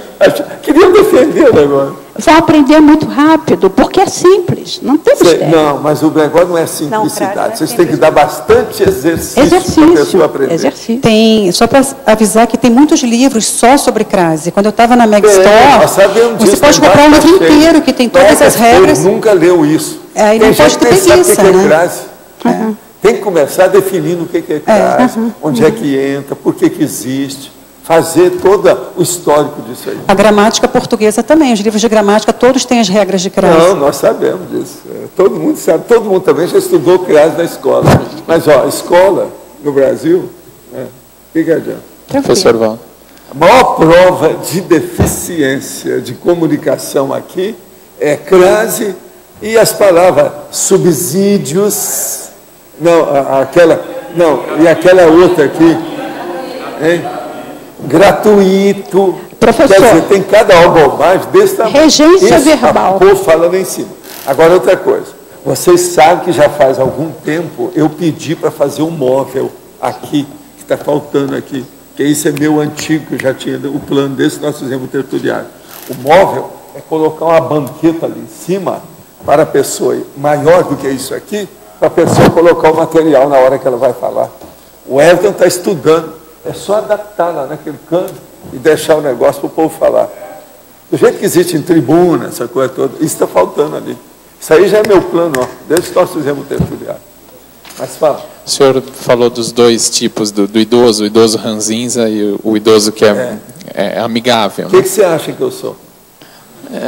Posso pensar um pouco? Eu estou em dúvida, você está em dúvida, não está a meu respeito, você está em dúvida. Não porque tem dúvida. Eu sou babão e ao mesmo tempo solto piada toda hora, depende da hora. Não, a minha dúvida é como ajudar esse idoso ranzinza, porque existe uma tendência, a pessoa vai ficando fechada e fica mais difícil de você acessá-la.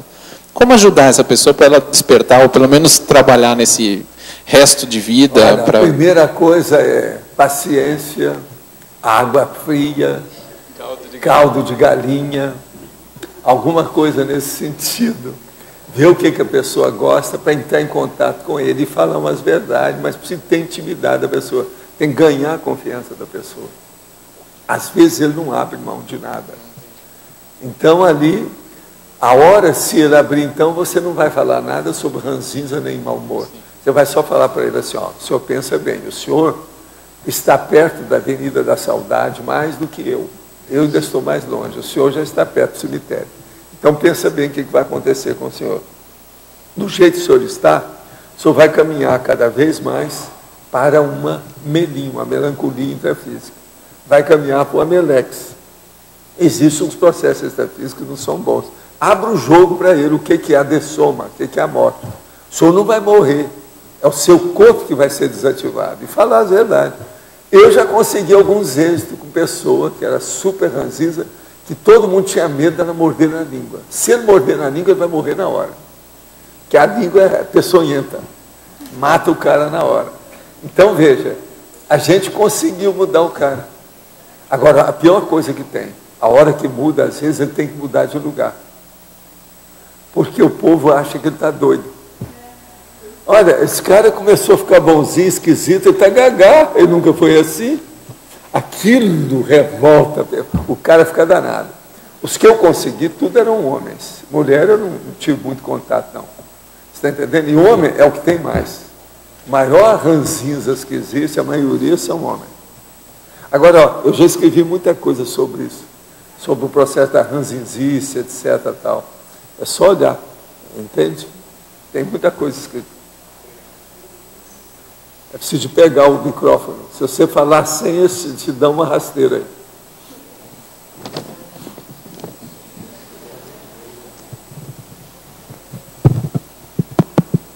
Professor, eu acho que o maior problema é cultural no nosso país e em muitos outros. Mas não, o maior preconceito é a falta de educação. Não, e também o medo da velhice, o medo de envelhecer. Ah, sim, mas esse aí é um problema muito sério. Internacional. Agora, o processo todo é educacional, é reeducação. Isolar a pessoa da terceira idade, que tem muita coisa para contar. Às vezes, o ranzinza, na verdade, ele está entupido. Tem gente que tem um bom temperamento, faz 2 milênios que ela tem bom temperamento. Tem outros que têm um mau temperamento, também faz 2 milênios. Então, essas coisas não mudam de uma hora para outra, porque é o temperamento. Então, a pessoa ranzinza dessas mesmas, que solta fogo pelas ventas, como diz o povo, às vezes é muito difícil a pessoa mudar. Tem que ter muita intimidade com ela, fazer um rapport muito grande para as coisas melhorarem, senão não vai não. É difícil. Quem é que está aí com o microfone? Tem alguém, não? Sim, professor Baldo. Fatologia, página 18. A vasta rede de contatos conscienciais empáticos. A vasta rede de contatos conscienciais empáticos. Por exemplo, eu acho que você, com o seu sorriso e a sua gargalhada, você tem uma vasta rede de contatos empáticos. E você conversa com todo mundo, você é extrovertida, vive rindo, cumprimenta todo mundo do jeito que você é. Você tem uma vasta rede de contatos conscienciais. Eu acho que em Buenos Aires você deve ser assim também, porque aqui você é assim. Quem é uma das pessoas que mais sorri aqui, não é ela? Está sempre alegre, bem disposta. Mas tem que ver também com a... E outra coisa, ela é intelectual. Esse sorriso tapeia. Isso aí é intelectual, conhece os negócios de, entende? De língua, de tudo quanto é jeito, fora de série. Pois é. Obrigada. Mas eu... basta a rede. O que você quer? Eu achava os primeiros encontros com com as amparadoras, não?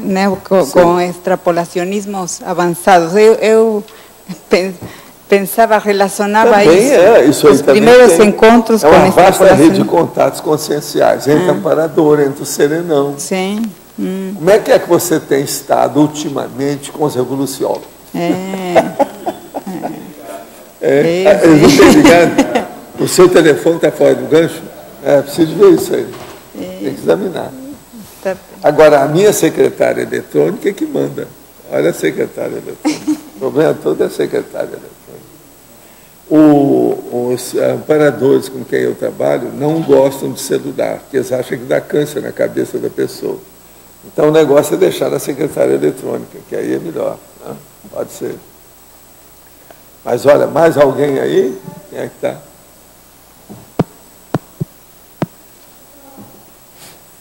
A efeitologia, você está falando do efeito do longo tempo existencial no refinamento dos trafores.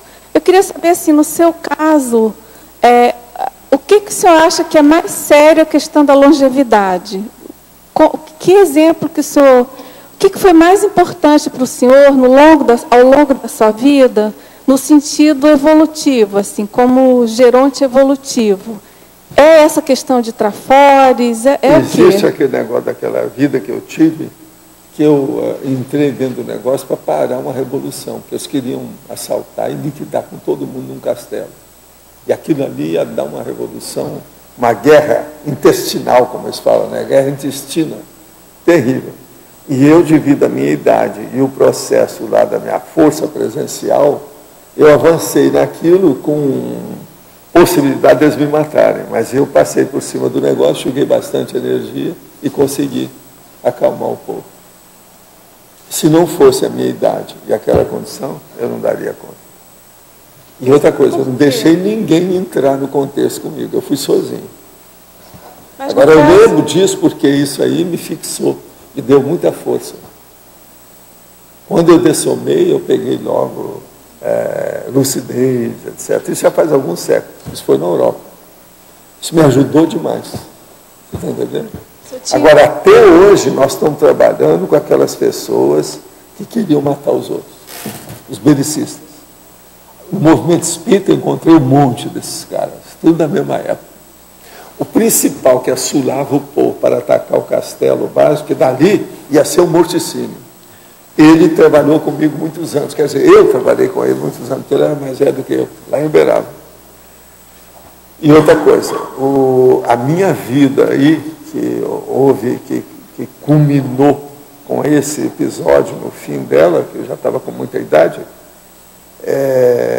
foi a presença desse povo em Uberaba que fez eu lembrar das coisas todas.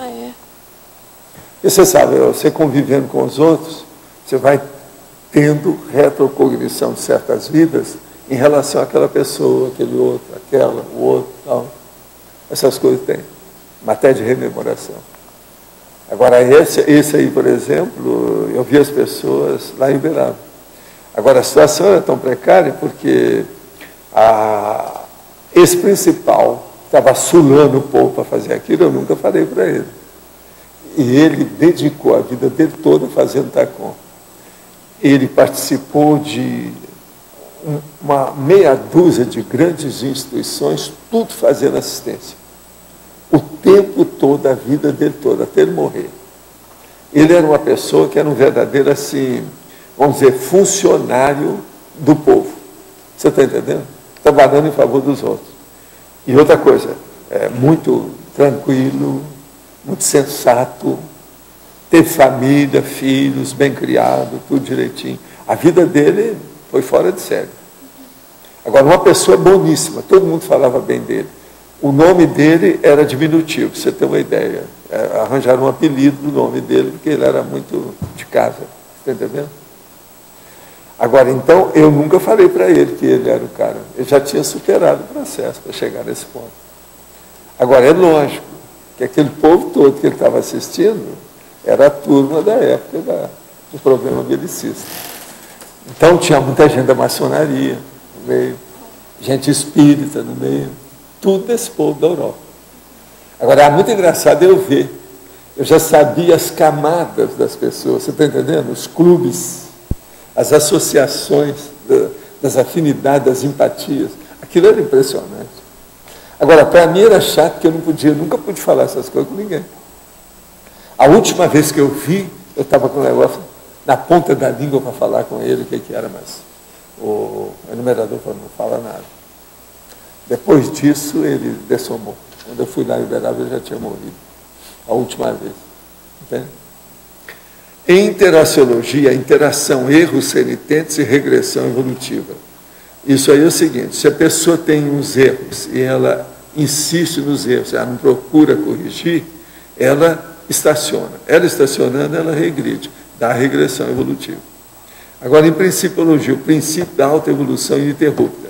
Se a evolução é contínua, como pode haver a regressão evolutiva? É porque a pessoa quer. A hora que ela estacionou, ela está... Porque a consciência está sempre em evolução. Se ela parou, é uma regressão. O povo está tudo caminhando, ela ficou para trás, isso é regressão. Mesmo que ela não ande, ela está andando para trás. Vocês estão entendendo, né? Então, o problema da regressão é justamente isso. É regressão, sim. Porque os outros estão caminhando, está ficando para trás, como é que fica? Regressão. Tenho 76 anos e fiz a CP1 e a CP2. Há 6 meses assisto às tertúlias pontualmente. Tenho evoluído consideravelmente. Tento fazer atalhos com amigos e familiares, mas vejo o afastamento deles quando falo em conscienciologia. O que me dá força é quando leio 700 experimentos e o senhor fala que isso é natural no caminho evolutivo. Mas estou feliz com a vida. Moro só, e não moro porque tenho estreita relação com o meu amparador. Agradeço ao senhor a ajuda e também aos nossos amigos extrafísicos. Tá bom. É o nosso amigo aqui de Belo Horizonte. 76. Olha aqui, eu vou completar daqui uns dias, daqui uma semana, eu completo 78. Então é bom você me respeitar. Eu sou 2 anos mais velho que você. Bom por aí. Mas olha, uma satisfação. Tem mais livro aí que às vezes é interessante você ver. Se você deixar aí a Belo e aparecer aqui pelas bandas aqui do Sul, apareça aqui que eu quero conhecer você de perto, com calma. Se a conscienciologia é recente e temos evoluciólogo e serenão, qual a ferramenta para estar nesse nível consciencial? É porque eles já conheciam evoluciologia desde a época do Cro-Magnon. Pensa nisso. A coisa é muito antiga. Vamos pensar. Muita gente está conhecendo os negócios agora, e nós estamos trabalhando nisso assim, publicamente agora, mas isso sempre existiu, né? A verdade grandona sempre existiu na Terra. Tem planeta mais evoluído que a Terra, lembra disso? Complementando aqui, professor, a pergunta da Dulce, da efeitologia ali, a longevidade, o senhor comentou que ela é muito importante nessa vida intrafísica, seria somente para o refinamento dos trafores ou teria, assim, quais são as outras... Não, é o problema da pessoa exemplificar e fazer um trabalho de exemplificação maior. Com mais idade, o labor que ela vai apresentar, a operosidade dela vai ser maior. Então é muito importante a pessoa viver mais. Não é só problema de acumulação de experiência, mas é aquilo que ela pode doar em favor dos outros. O melhor período da vida é o período da maturidade, quando você está lúcido e com uma saúde relativa. Saúde absoluta ninguém tem, mas uma relativa ela vai ter. É você passar mais tempo no período mais útil da vida. O período mais feliz que eu tenho na minha vida é esse que eu tenho com vocês aqui agora, na minha idade. Agora, eu não reclamo das minhas coisas da minha vida, nada disso, não estou lastimando nada, não. Eu, às vezes, lembro de uma coisa ou outra, você tem saudade, você vê as pessoas. Do jeito que agora eu estou vendo uma porção de gente que eu vi lá no álbum de família, lá, aquele que eu falei para vocês aqui, vi agora nesses processos todos aí dos amigos do Chico Xavier, que eu conheci há 50 anos. A gente lembra do povo, vê agora a turma toda com cabelo branco, careca, etc. Tal, as mulheres deformadas, aquelas mulheres de fechar o comércio hoje, estão tudo na base, até mais velha do que eu. Então, isso é bacana, é a vida humana. Mas elas estão mostrando, às vezes, muito equilíbrio, dando, vamos dizer, exemplo de assistência. Isso é fora de série, né? A pessoa aumenta o seu nível de utilidade nessa vida intrafísica a cada não é só ano. isso, ela fica com uma bagagem intelectual de exemplo superior a tudo que havia antes, né? Que é a vida dela. Esse período da vida é o melhor que tem, com lucidez. O meu período atualmente é o mais produtivo. Agora, eu não falo do ponto de vista físico, daquilo que vocês veem, não. Mesmo do ponto de vista extrafísico. A minha vida hoje é mais produtiva. Agora, é muito estranho o paradoxo disso. Eu, quando moça, tinha muito mais energia no corpo. Hoje eu tenho menos no corpo, mas eu tenho muito mais no holossoma. Por quê? Eu sei julgar mais qualquer coisa, já acostumei com esse corpo, já sei movimentar a máquina, o burrinho, entendeu? Já sei que hora que eu coloco a espora, como é que é a situação, entende? A imunidade já é de outro nível, eu já sei tudo como funcionar. Esse é o melhor período da vida. Agora, ó, cheio de comorbidades, eu tenho umas 5, lembra disso? Tomo um monte de remédio por dia.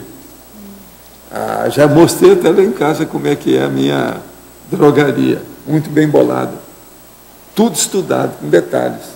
Porque se você for tomar muito remédio, se você não tiver cuidado, você confunde tudo. Não, já tomei esse, não tomei aquele, como é que fica? Porque você está comendo. Porque eu só tomo remédio com a comida. Eu não sou besta, porque senão torra o estômago. É tanto que meus negócios de estômago têm andado melhorando, na hora que eu comecei a tomar muito remédio, mas junto com comida. Agora, 3 refeições por dia, 3 currumaça de remédio, tomada de remédio. Sempre tem. Agora, mesmo assim, eu tenho muito mais lucidez, mais consciência. 1 hora minha de reflexão ou de trabalho intelectual vale por umas 5, quando eu tinha 14 anos. Você entendeu? E eu já tinha uma certa lucidez, olha lá. Agora, pega um menino de 14 anos que não tinha nem a metade da minha lucidez que eu tinha aos 14. Então, 1 hora hoje vale não sei quantas horas do outro, é um dia do outro. Professor Baldo, a consciência proexista não é consciência porte? A pessoa podia defini-la assim? A consciência progressista, ela é uma consciência aporte. Aporte. Que ela está sempre trazendo as coisas. Aporte. E ela é aporte, uma consciência aporte. Ela traz os aportes. Entende? E dá, quando ela está fácil, ela desde o momento que ela pode desenrolar é consciência aporte, né? Aqui, ó, o certo é o seguinte, a pessoa perder os cabelos, cada cabelo que ela perder, ela está dando alguma coisa para alguém. Esse aqui é o conhecimento. E cada cabelo significa uma cognição. Isso aqui é o ideal. Então, a pessoa que tem milhares de cabelos acaba dando milhares de cognições, de exemplos, de lições. Esse é o caminho. De modo que vamos ficar carecas, desde que seja fazendo assistência. Aí vale a pena.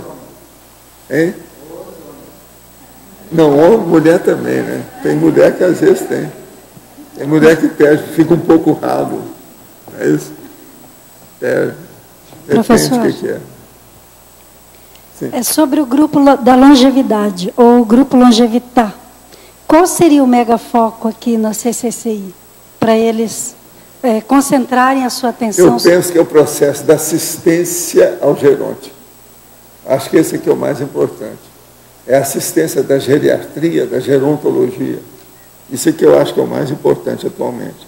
Porque vocês fazendo assistência, os gerontes que forem assistidos vão poder assistir os outros. Então, por tabela, vocês vão fazer muito mais assistência do que faz a eles.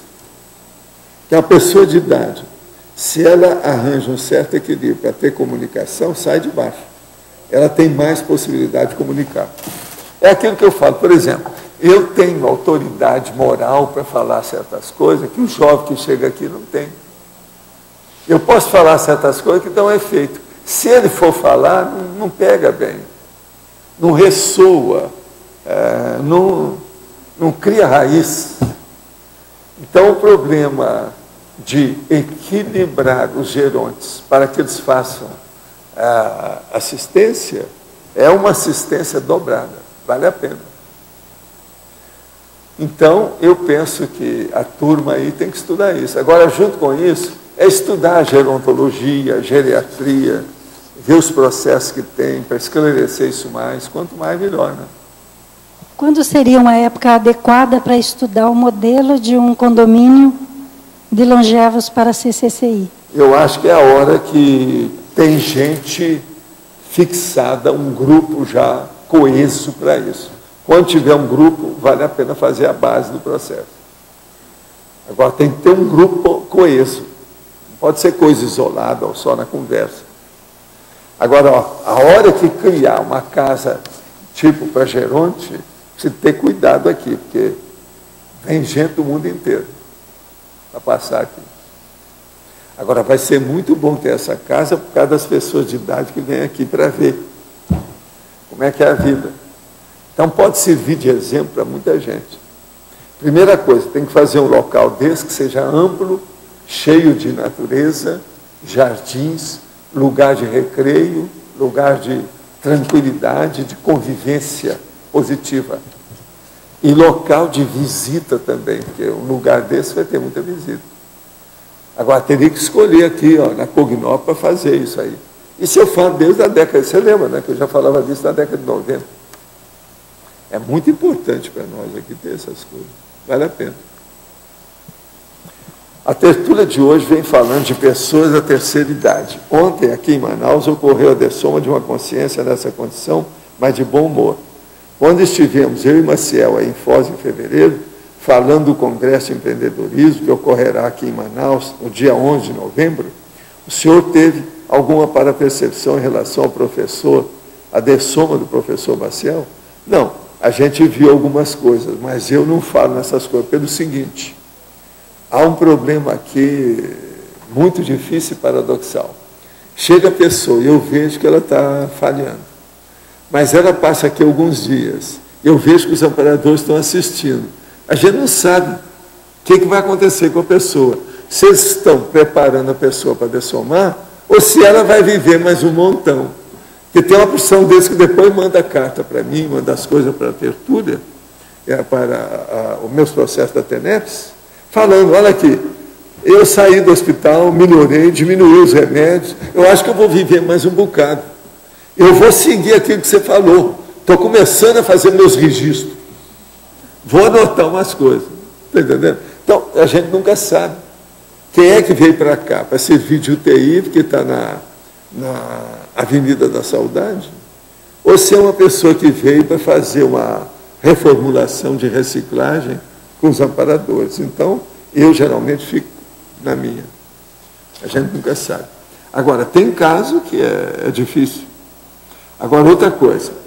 A maioria que tem aparecido aqui não dessoma depois. Demora. A maioria.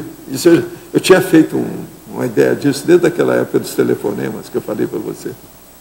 Porque o problema todo é o telefonema, é aquele telefonema da pessoa que não vem. Essa que está mais na bica, entendeu? É o do telefonema. Aquele que vem, geralmente, às vezes ele dura mais. Pelo menos a média maior é essa. Foi, dele aí é positivo, porque esse homem era muito bom. Ele aí é muito positivo, muito positivo. Tivemos no IPC de Belo Horizonte 3 inscrições para o CPC, curso de Projeciologia e Conscienciologia de agosto, todos de uma mesma família. Hipótese, os intermissivistas começaram a chegar pelo trabalho extrafísico já iniciado, sendo que hoje inicia a mídia sobre o assunto. Não, não é hoje, não. É amanhã. Amanhã que começa a mídia. Agora, veja, 3 inscrições de CPC de uma mesma família. Pode ser que já seja. Eles já falaram que a gente já está acusando os negócios aqui a mais, que a mídia está aumentando, né? Pode ser sim, tá? É bem possível. Viva Belo! A turma de Belo Horizonte. Queria que o senhor comentasse um pouquinho sobre, fazendo o elo lá com Brasília, do Niemeyer, que a gente está falando de geronte produtivo. Já tem, né? mais de 100 anos, né? Não, ele casou com 99 agora e está com 101 anos, parece, né? Ele está com mais de 102, né? 102. Então, acho que seria bom a gente fazer uma... Não, tudo são os gerontes. Ele está trabalhando conosco, mandou a planta, nós vamos edificar aí a holoteca grandona. É um centro, mega centro cultural, holoteca. Vamos entrar nessa. Agora, eu trabalhei com muita gente assim de idade, que viveu muito tempo. E a gente tem muito contato aqui. Todo dia aparece um ou outro. Isso é importante. Por isso que a gente está falando do geronte evolutivo. Aproveitando esse embalo, o geronte evolutivo poderia ser um bom tema de pesquisa para os inversores? Ou seria melhor o próprio geronte evolutivo? Não, para os inversores é muito importante por causa do processo de exemplo. Eles já estão dando um exemplo agora, uma nova geração falando do assunto. E é também, o geronte evolutivo, ele é essencial para essas IC que estão fundando aí com o geronte. Isso também é importante. Ela já foi fundada totalmente? Ainda não. Estão em tratativas, né? Tem um colégio. É um colégio invisível. É porque se o inversor tiver essa visão, né, na sua idade geronte, que é a previsão já de vida, né, ele vai poder... Mas ali, ó, os dois são importantes. O inversor e o gerente. Um é importante conhecer o outro. Do jeitinho também que eu falo. O inversor e o reciclante. Um é importante conhecer o outro. Isso é muito importante, essas coisas. Essas inter-relações são importantíssimas. Elas não são antipódicas. Quer dizer, elas não são antagonistas, não. Entende? Eu vou trazer qualquer hora o processo do que é uma personalidade antipódica, que é diferente dessas personalidades que ela tem similitudes. Elas são similares. Entende? Inversor e reciclante. Inversor e geronte. O inversor tem que ter contato com esse povo todo. Outra coisa, inversor e evolução. É muito importante também ter o contato com a meninada da evolução. Entende? Eu acho importantíssimo associar essa palavra geronte à produtividade. Porque se fala muito o que fazer para o... E dá uma ideia muito de lazer, de esperar a morte chegar. Pois é, eu acho assim, se pode... Vamos escrever. Não é? Olha, esses últimos 10 anos que eu estou aqui, praticamente sem sair de Foz, eu já dei indicação de pessoas de idade, homens e mulheres, para ter contato com o laptop, possivelmente para mais de 60 pessoas. Então, isso é importantíssimo. Isso lá embaixo, meus contatos que eu tenho no Holocir. A maioria eu falo isso. E outra coisa, já teve pessoas de idade que não tinha dinheiro nenhum, que eu arranjei as pessoas que deram o laptop para a pessoa. Aí piora mais o negócio, porque a responsabilidade aumenta. A pessoa ganhou para fazer aquilo, ela fica com a consciência pesada. Aqui na frase enfática, o senhor... Tem um que eu quis dar faz um mês, mais ou menos, falei assim, não, você está com um problema, a gente arranja um laptop. Não, Valdo, eu tenho dinheiro, eu compro isso, não tem nada não. Tem disponível. Isso é minha cara, ficou danada. Aqui na frase enfática, o senhor enfatiza a questão da responsabilidade, né? Do geronte em relação aos jovens. Então, essa união de pontas... consciências jovens evolutivas. Pois é, essa união de pontas é muito interessante. O mais velho está, o geronte, junto com a evolução. Tem caso para contar. Pois é, porque ele tem muita coisa. Entendeu? Gancho didático. Todo geronte tem. O processo é saber usar isso. Então, eu convido os gerontes a participarem, eu também como geronte, a participar da evolução. Uma outra coisa eu vou te falar. Vamos o dia que essa IC fizer uma sede aqui, com dados, tudo arrumado para geronte, nós vamos ter um monte de pessoas de idade aparecendo em Foz. Pode esperar, isso vai ser inevitável.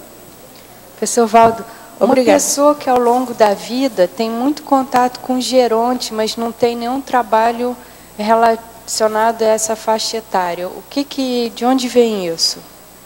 Aí eu preciso de ver o que a pessoa faz, né? Qual a profissão dela, de que modo que foi. Agora, outra coisa, preciso de ver o processo da idade dessa pessoa, como é que ela é perante os outros. Por exemplo, eu sou uma exceção nessa questão de ter a maior parte dos meus amigos mais velhos do que eu. A maioria não é assim, você sabe disso. Agora, eu fiz isso porque eu fiz uma espécie de, vamos dizer, escolha, triagem do povo mais de idade, por causa do processo intelectual. Estudar, pesquisar, ler, a bibliografia. Isso me criou uma clivagem com o processo do círculo de relações sociais. Você veja bem o povo com que eu trabalhei.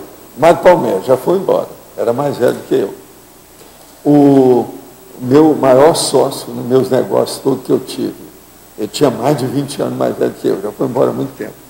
Chico Xavier, com quem eu trabalhei, tinha 22 anos mais velho que eu. Entendendo? Assim, a maioria desse povo com quem eu convivi, mais chegado, todo mundo já foi embora. Está entendendo? Por exemplo, os tenentes-coronéis lá, que era ajudante de ordem do JK. A maioria já foi embora do JK também. Você está entendendo como é que é? Agora, tudo, a diferença minha era mais ou menos de 2 décadas. Uma boa parte deles todos. Um dos meus maiores amigos de Uberaba é o Benedito. Eu também não sei se ele já, porque agora, nesses últimos anos, não sei se ele também já dessomou. Entendeu? Mas tem vários daqueles meus amigos todos que eram mais velhos que eu, a maioria já foi. Todo mundo de Uberaba, de Minas Gerais, da turma da época da universidade. A maioria não tem mais. Agora, por isso que é que eu vivo falando. Nas questões do Chico, por exemplo, é muito pouca gente do povo que viveu conosco que vive. Mais ou menos daquela idade dele, na época. Por isso que a gente tem dificuldade de expor isso aí. Agora, eu, como observador mais jovem, eu guardei essa experiência toda. E é isso que eu tento hoje colocar na enciclopédia, tudo que é que eu vi. Isso me ajudou demais. O que eu aprendi com esse povo todo. Por exemplo, uma das pessoas mais antigas que havia é aquele homem que, quando eu fui para o internato, eu fiquei conhecendo. Ele falava que tinha matado 65 pessoas, porque ele era jagunço no interior, lá das fazendas, lá da área de Minas Gerais, Uberaba. E ele estava muito doente no fim da vida. Então ele contava as histórias dele. E outra coisa, o povo gostava de ouvir as histórias do homem. Agora, tinha gente que não admitia que ele tinha matado aquele povo, que ele contava para contar papo, como eles chamam. Tudo, você está entendendo? Mas ele era uma personalidade para se estudar. Era um negócio difícil. Porque tinha casos que ele contava que a pessoa deve ter vivido aquilo, porque o negócio era muito sério. Você está entendendo? E outra coisa, tinha muito processo de justiça no que ele estava fazendo, como se tivesse sido um delegado, mas não foi. Ele foi mais um criminoso mesmo, do jeito que ele relatava. Agora, eu vi esse cara durante mais de ano em Uberaba, quando nós fomos para o internato, porque ele tinha um lugar que era junto do internato, que eles arranjaram uma sala, um apartamento para ele ficar. E ele gostava de conversar com a gente.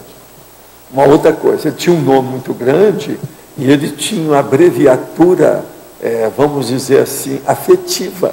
O povo gostava dele. Diminuir o nome dele de uma maneira afetiva, de intimidade positiva, tudo. Mas agora o homem só falava nas mortes, daí no povo que havia morrido e por que era. Etc. De modo que isso tudo, minha vida foi toda assim. E antes de sair da minha terra, até os 12 anos, eu tive contato com um monte de gente também de idade. Muitos desses já morreram. O que é bom é que as minhas professoras mais chegadas comigo, eu consegui ver depois, quando o Instituto foi criado. Elas apareceram do Rio. Tanto a dona Odete como a doutora Heloísa. Foram das maiores professoras que eu tive na minha vida. Isso aí eu considero o máximo. Que as mulheres, às vezes, nesses casos, quando elas trabalham demais, por exemplo, dentro da odontologia, elas morrem mais cedo que os homens. No caso das professoras, até que viveram muito. Você está entendendo? É um positivo. Então, os nossos comerciais, por favor. Obrigada. As pontuações da tertúlia de hoje foram 62 assinaturas no livro de presença, 25 perguntas presenciais, 17 perguntas respondidas online, 29 votos presenciais, 16 votos online. Hoje tivemos 668 acessos online e 212 teletertulianos acompanharam a tertúlia.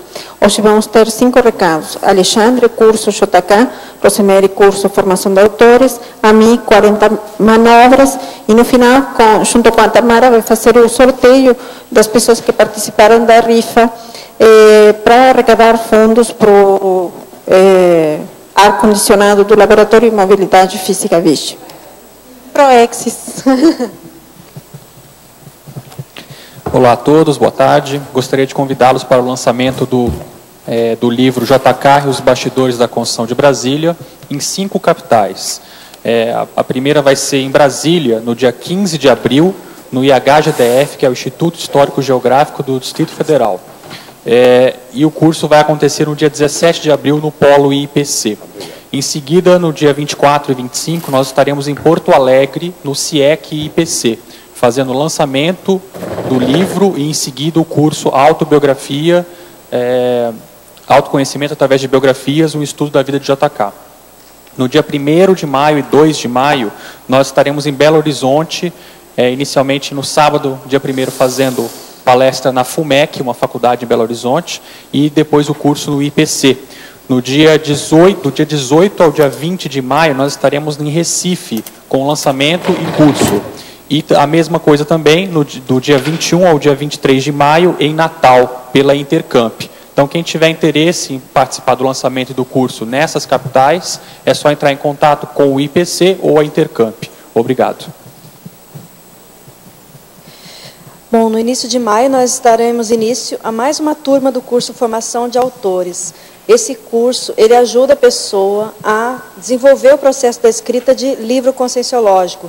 Então, são várias técnicas, ferramentas, experiência de quem já escreveu, né, com dicas, sugestões, campos de escrita. Então, a gente tem um grande intercâmbio de informações e campos, né, para facilitar a escrita da obra conscienciológica.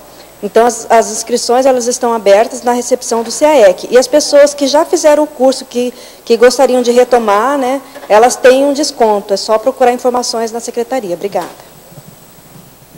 Boa tarde. Gostaria de convidar vocês a participarem do curso 40 Manobras Energéticas. É um curso que vai ser oferecido aqui no CAEC, em 2 módulos, nos dias 15 e 16 de maio, 12 e 13 de junho. Eu vou ler das manobras das 6 a 10. Todo dia eu vou ler 5 para vocês.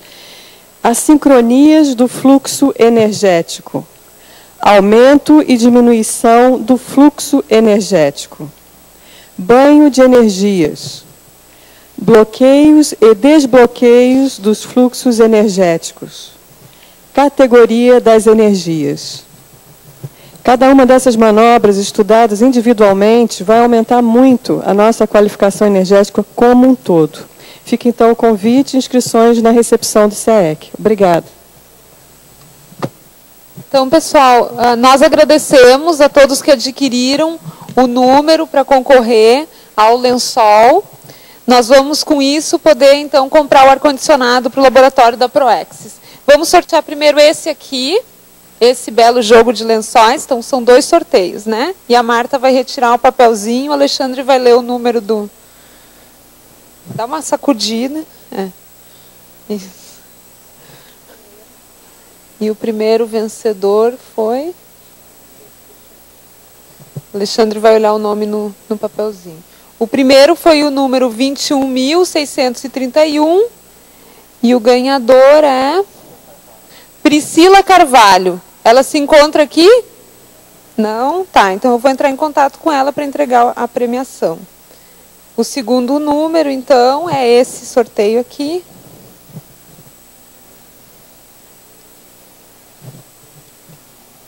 R$15.355.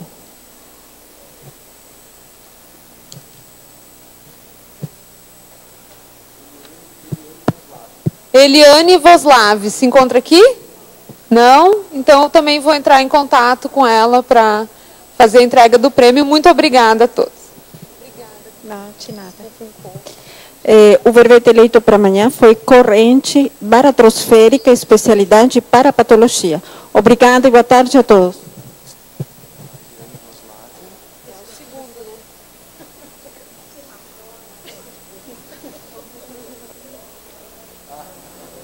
Pano de prata, né? E a outra é qual? 21?